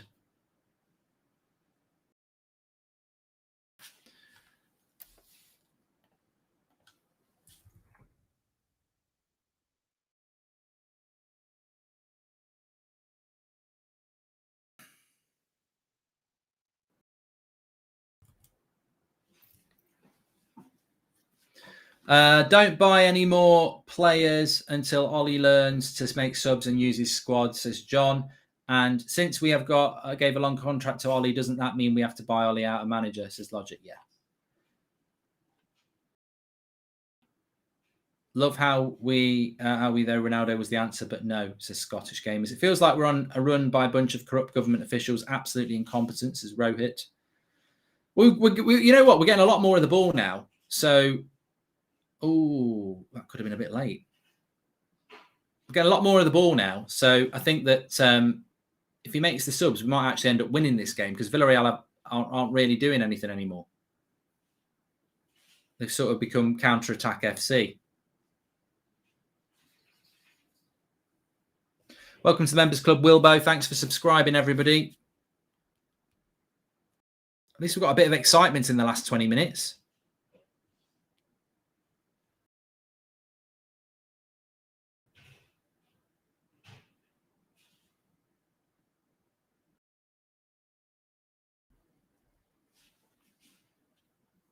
$20 minutes to go. I don't know whether anybody's warming up at all.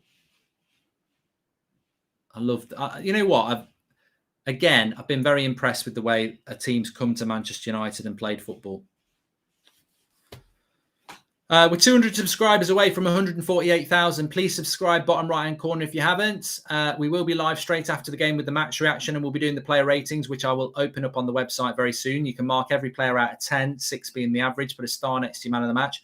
United actually getting a lot of ball around the edge of the box now. Greenwood. Oh, I tell you what, that's a good cross shot by Greenwood. Keeper palms it out, and it could have found its way. Oh my God, Tellez! What is he doing? He's done that twice. Could have had a red. I tell you, he was a lucky guy there. I mean, I'll tell you what, Wan-Bissaka, I felt, got a red card for a lot less than that. What is he doing? He's literally leaped into that. Hey, mate, I tell you what, he's very lucky there. He's very lucky. I don't think I thought Wan-Bissaka was unlucky to get a red.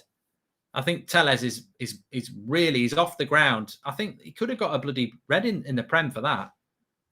Very lucky. 4 subs for Villareal. They're making 4. They're on the 4th sub.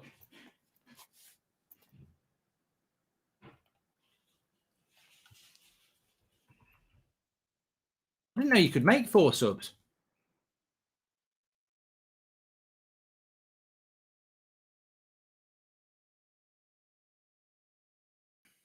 This same thing happened in the Europa League final.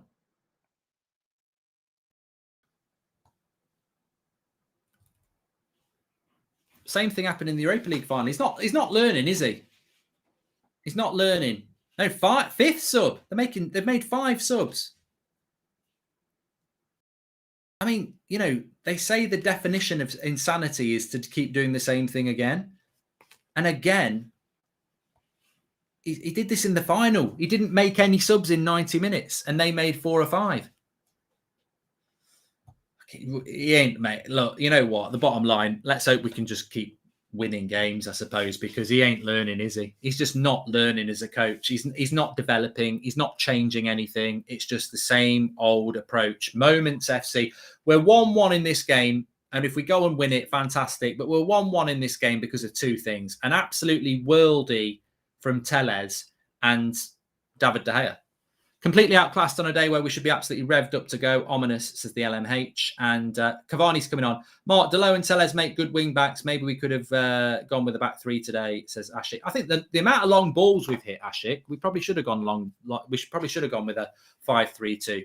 You know, I don't like a 5-3-2, but at least if we played Cavani and Ronaldo and we're hitting long balls, at least, you know, potentially that still works.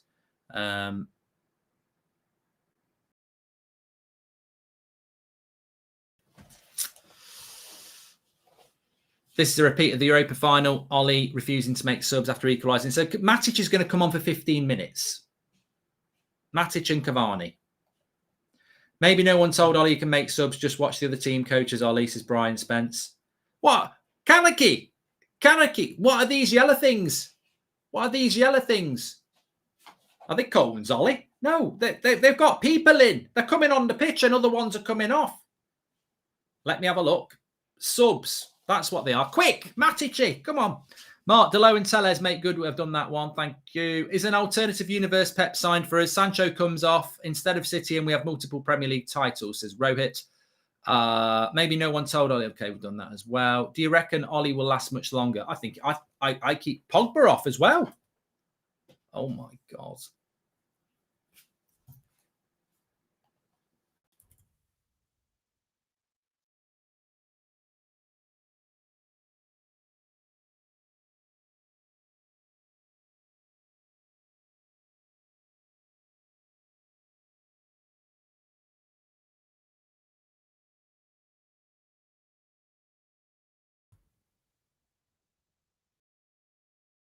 I've just gone into a momentary silence. So Matic has actually come on for Pogba.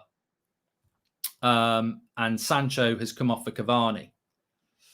I told you. He absolutely loves Scott McTominay. Now, look what Matic is doing now. Oh, you know what? It makes me want to cry. Matic, within the first 30 seconds, drops in between the 2 centre-backs and takes the ball. You know, I just don't understand why it's taken us 75 minutes to do that. You know, it makes me want to cry. I used to work in banking. I'm not a Premier League coach. It's not who I am. And you've got Nemanja Matic dropping to take the ball off the back 4.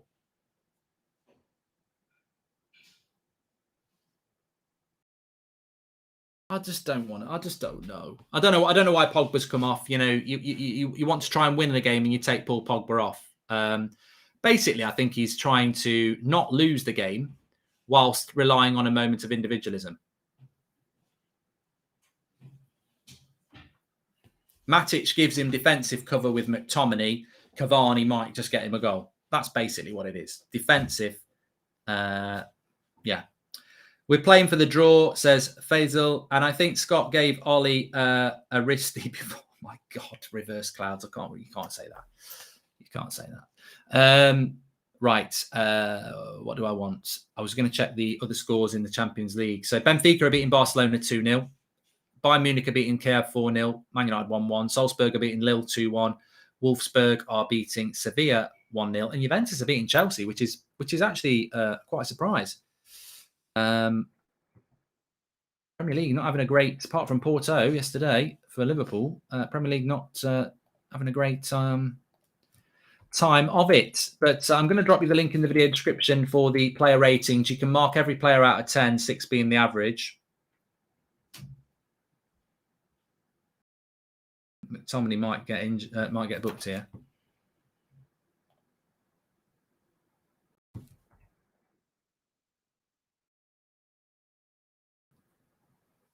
So I've dropped the link in the video description for the player ratings. Mark every player out of 10, 6 being the average. Star next to your man of the match, which I presume is going to be David De Gea. He's the only one who's had a consistently good game.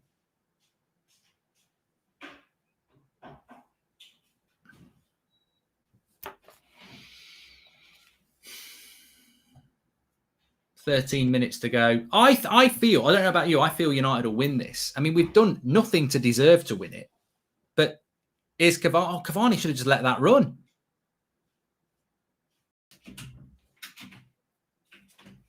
Bruno.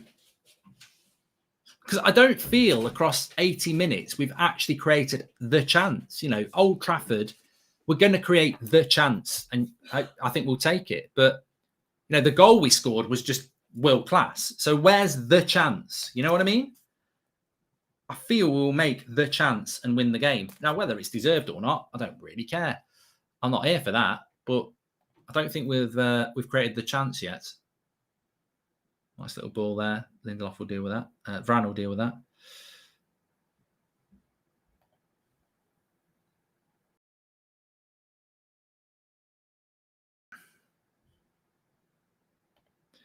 This is my moment. I bet no one knows that song.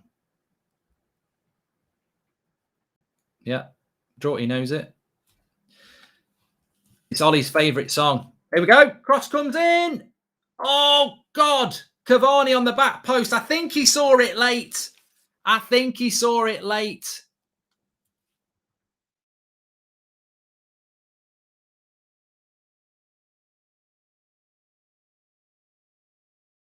Oh, he should score. He's got to score that. It's a lovely cross by Mason. He's just shown with his right foot. Yeah, he's got to score that. He's got to score that. It's funny, isn't it? I was just talking about the chance, and then the chance happens. So we've had the chance. Hopefully there'll be another chance. Ronaldo! Oh, I tell you what, again, that's another one where you could have gone, that'd be a red card. I was worried. A few tackles flying in now because of obviously the weather. It's hazardous out there. What a chance it was. I thought he'd seen it late, but I think he saw it quick enough. I think he thought he'd scored. Lovely play by Mason. He's done well. Capoue. They're coming forward. I mean, Villareal have offered very little in this game since we equalised, really, which is a shame, really. No, it's not a shame, but I mean, it'd be a shame if we don't go on and win it because Villareal have done sod all. McTominay's got that. Nice ball into Cavani. You see that's a lovely take by Cavani. 10 minutes to go. Come on, let's bloody win it. Give us something to smile about. Go on, you've got to whip the crosses in. Oh, it's a terrible cross. Terrible cross. What a take by Ronaldo, though.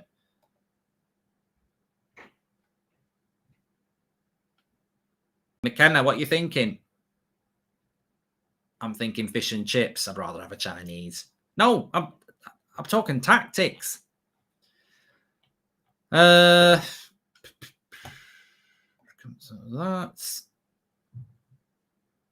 come back to the super chats. Thanks to everyone who's been tuning in, by the way. Please subscribe, bottom right hand corner. We're nearly close to 148,000. Remember, we're playing Everton on Saturday lunchtime. It's quite a quick turnover, isn't it, actually? Surprised Ollie hasn't had a moan about that. He moaned about this last time. And it was Everton last year. We played Everton at 12:30 on a Saturday after Wednesday night Istanbul. Now, we haven't got to travel, but I still think he'll have a bit of a moan because he did last time. Oh, lovely Matic. Look at the turn of pace by Matic there. And what? Ronaldo doesn't want it. I don't know why. Well done by Cavani. If this leads to a goal, this is all because of Cavani. He's worked his arse off to get that. And then Ronaldo, who, to be honest with you, hasn't played well. Look at Matic's presence on the field as compared to Scott. The difference is Niall. I genuinely think we would have won this game if Matic had started. Yet more evidence of Ollie's poor management. How much more McSauce is still on the pitch? What is the game plan other than individual moments of magic? Marcus, I've got no idea why McTominay wasn't taken off at half time, to be honest with you.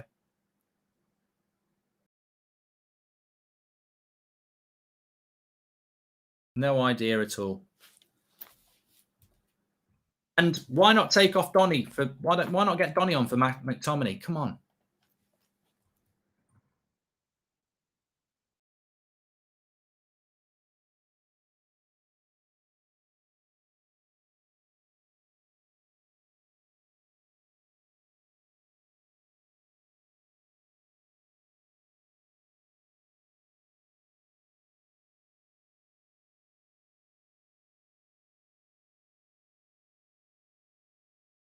Hey, I feel the game's there to win. I just don't think we want to go and win it.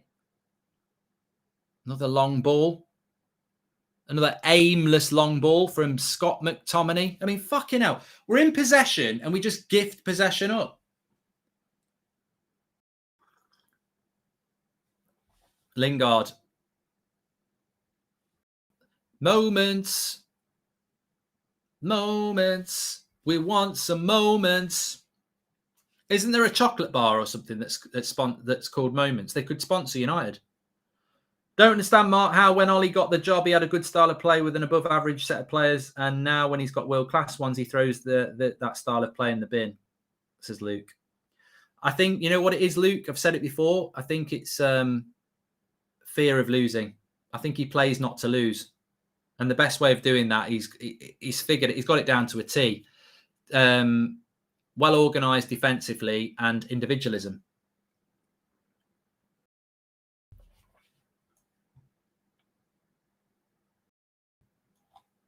Is Fred coming on as well? Oh, for fuck's sake. Fred. Look at Donny van der Beek in the background. He's just chucked his chewing gum on the floor at Phelan. Did you see that? Did you see that? There's your clip.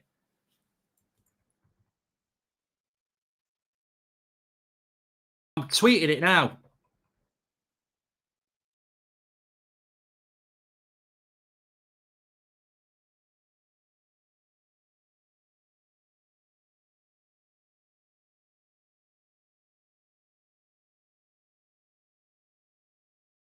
Villareal into the box.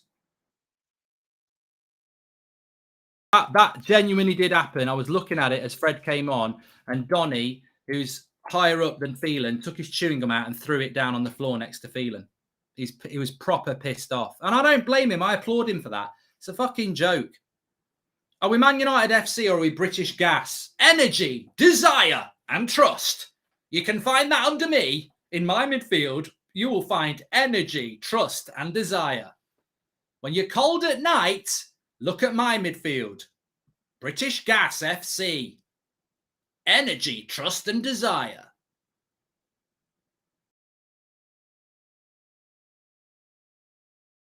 They're on the break again. Villareal, where's the fucking midfield? He's going to hit that. Oh, bloody hell. De Gea's hurt his ribs. I don't know what happened here. It was a shot, and I think De Gea palmed it out, and then it was on the floor. Let's have a look. I think it was one of those that just fell up in front of... I tell you what, it's a bastard to save that. It's an absolute arsehole to save that. He's done a good job there, De Gea, because it's one of them ones where they curl it on a wet surface and it bounces about a metre in front of you. There's absolutely no way in a million years. Great defending by Tellez on the floor. There's no way in a million years you can catch that. So he's tried to sort of palm it, and it nearly went in. He deserved that look.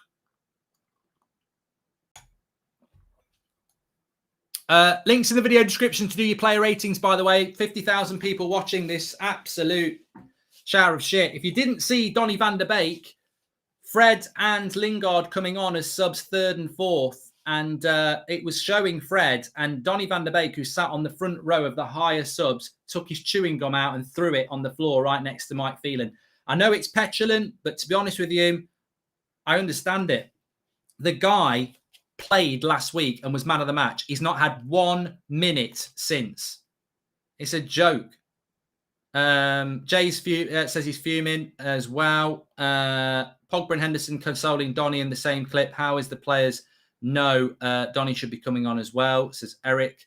Don't understand, Mark, how when Ollie got the job, I've done that one as well. It's sad to see Donny van de Beek like that because he was man of the match. Roy Keane would beg to differ about De Gea not catching that. That's his job, says Reverse Clouds. I actually had goalkeeping coaching when I was 16, so I know all about the angles and everything. I wasn't a very good goalkeeper, but I know all about, I did it for like a week, and that is really hard what happened there. And it could easily have been a goal. It was the quality of the shot. He made, on that sort of surface to bounce it up in front of the keeper. But I think we'll see this through. Villareal are pushing it in the last few minutes, but I feel if there's going to be a winner, it'll be us.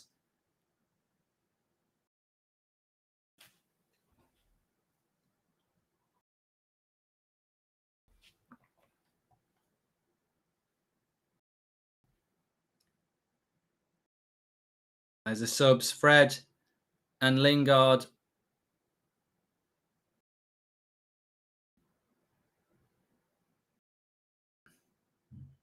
Greenwood off.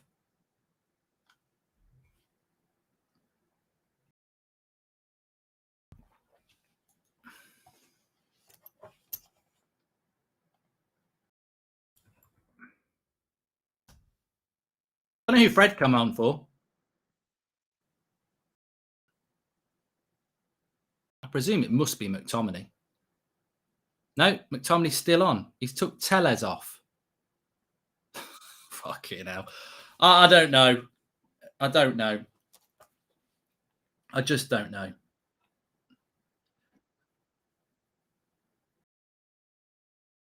Fred's now a left back, everybody. He's realised he can't play Fred and McTominay together in the midfield.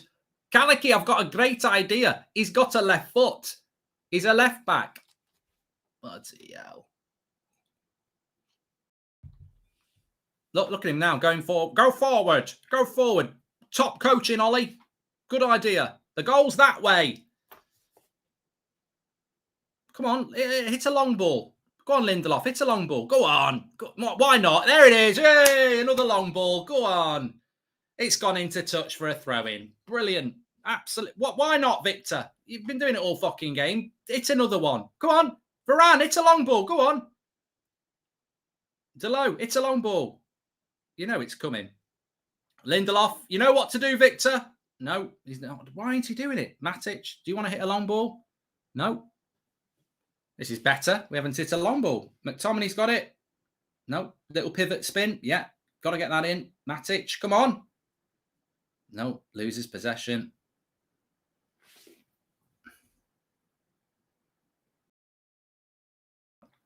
Who's he giving a yellow card to here? Matic or the Villareal player? Oh, it's a free kick for us. Now, this is where we do need to hit a long ball. 5 minutes to go. He's going to go in it, Mark. Accept it, says John. John, we might win this. Come on, we've been all over them. We deserve this. Our coach is brainless and he's actually playing for a draw, says Mr. He's not playing for a draw. He's playing not to lose, but he's waiting for that moment. Oh, McTominay. I thought he'd hit that better then. I was like, I was just about to lose my shit. I thought McTominay had hit it like Tellez. It was more like a back pass, but I thought he was going to volley it. I've never been Ollie out, says Ishak, but Ronaldo had no shots. Pogba off mistake. Sancho off mistake. Donny not on mistake. Fred, McTominay will be his downfall, says Ishak. Our coach is brainless, says Mr. M. He's actually going for a draw. I've done that one. Tellez has an injury, says Dan Harding. Well, that's why he's had to do it then, to be fair. We really believe in Ollie more than COVID vaccine, says Lee. What was COVID got to do? Hey, United have got a 2v3 here. Bruno. Ronaldo. No. We've wasted that. To be honest with you, Ronaldo hasn't played well tonight.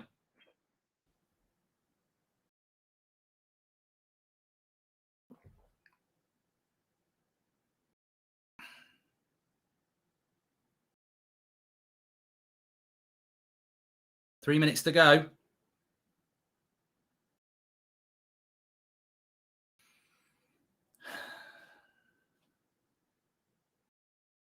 There's Ronaldo on the right. He's going to whip across, yeah. Oh, Lingard. Oh, I tell you what, half a chance.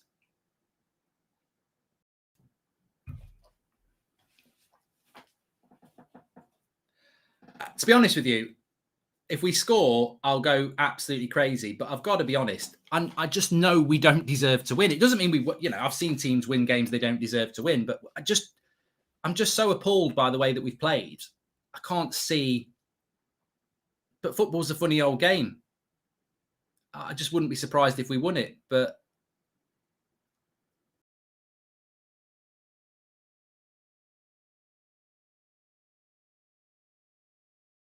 make sure you subscribe. Bottom right-hand corner, we're on the road to 148,000. Links in the video description for the player ratings. Mark every player out of 10, 6 being the average. Match reaction is going to be really interesting because if we win it, you still got to have a moan, haven't you? It's one of those. You can't. But then again, I also think as well that if we did win it, why would we be surprised if we won it? Look at the players we've got. It's almost like an experiment on how shit you can be and still win. Because look at the players, Cavani, Ronaldo, Bruno Fernandes. They've just got so many good players. It's not a surprise if we win, is it? It's almost like how bad can your tactics be and you still win with good players? A minute to go.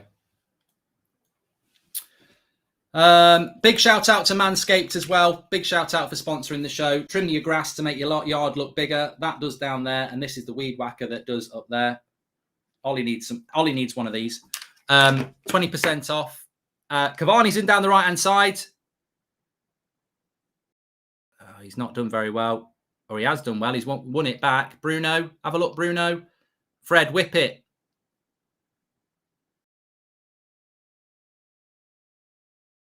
Ronaldo's won it at the end. Oh, my God. I told you it would happen. So it's just literally Ole Gunnar moments. You can't knock it. You cannot knock it. It's just, I told you it would happen. I told you it would happen. Manchester United win it at the end. Unbelievable. But it's not unbelievable because it's just pure moments. One of the worst performances I've seen from Manchester United. I actually feel sorry for Villareal. I wanted to say, get your yellow submarine, Custard FC, and sink to the bottom. That's all I've wanted to say all night. But to be honest with you, we've been fucking shit, and we've still won the game 2-1. And this is it. This is just it.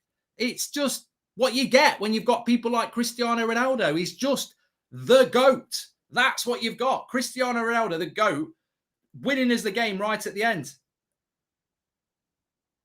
From a ridiculous angle as well. I was just thinking there, would there be an offside? But I don't think there would. Look at Ollie, he's over the moon. Over the moon. You can't blame him, but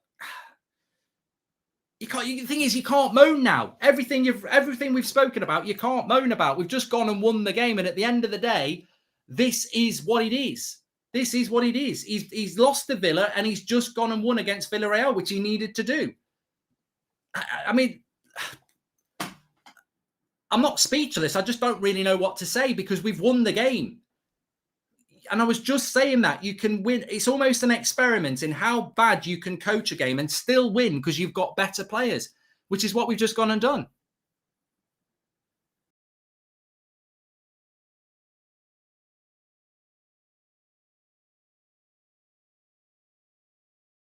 (2-1) Manchester United. The referee was looking at VAR for a moment. Right, virtually the last kick of the game as well.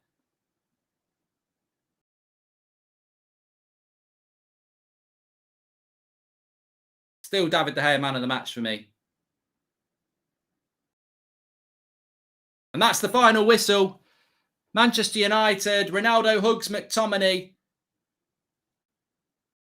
It's a big win, but I can't help but be shocked. I'm almost, I don't know what to think. It's like if we don't score that goal, we're sat here saying something completely different. And I think there has to be an honesty in that, doesn't there? De Gea pulls them all in. I mean, that's good to see.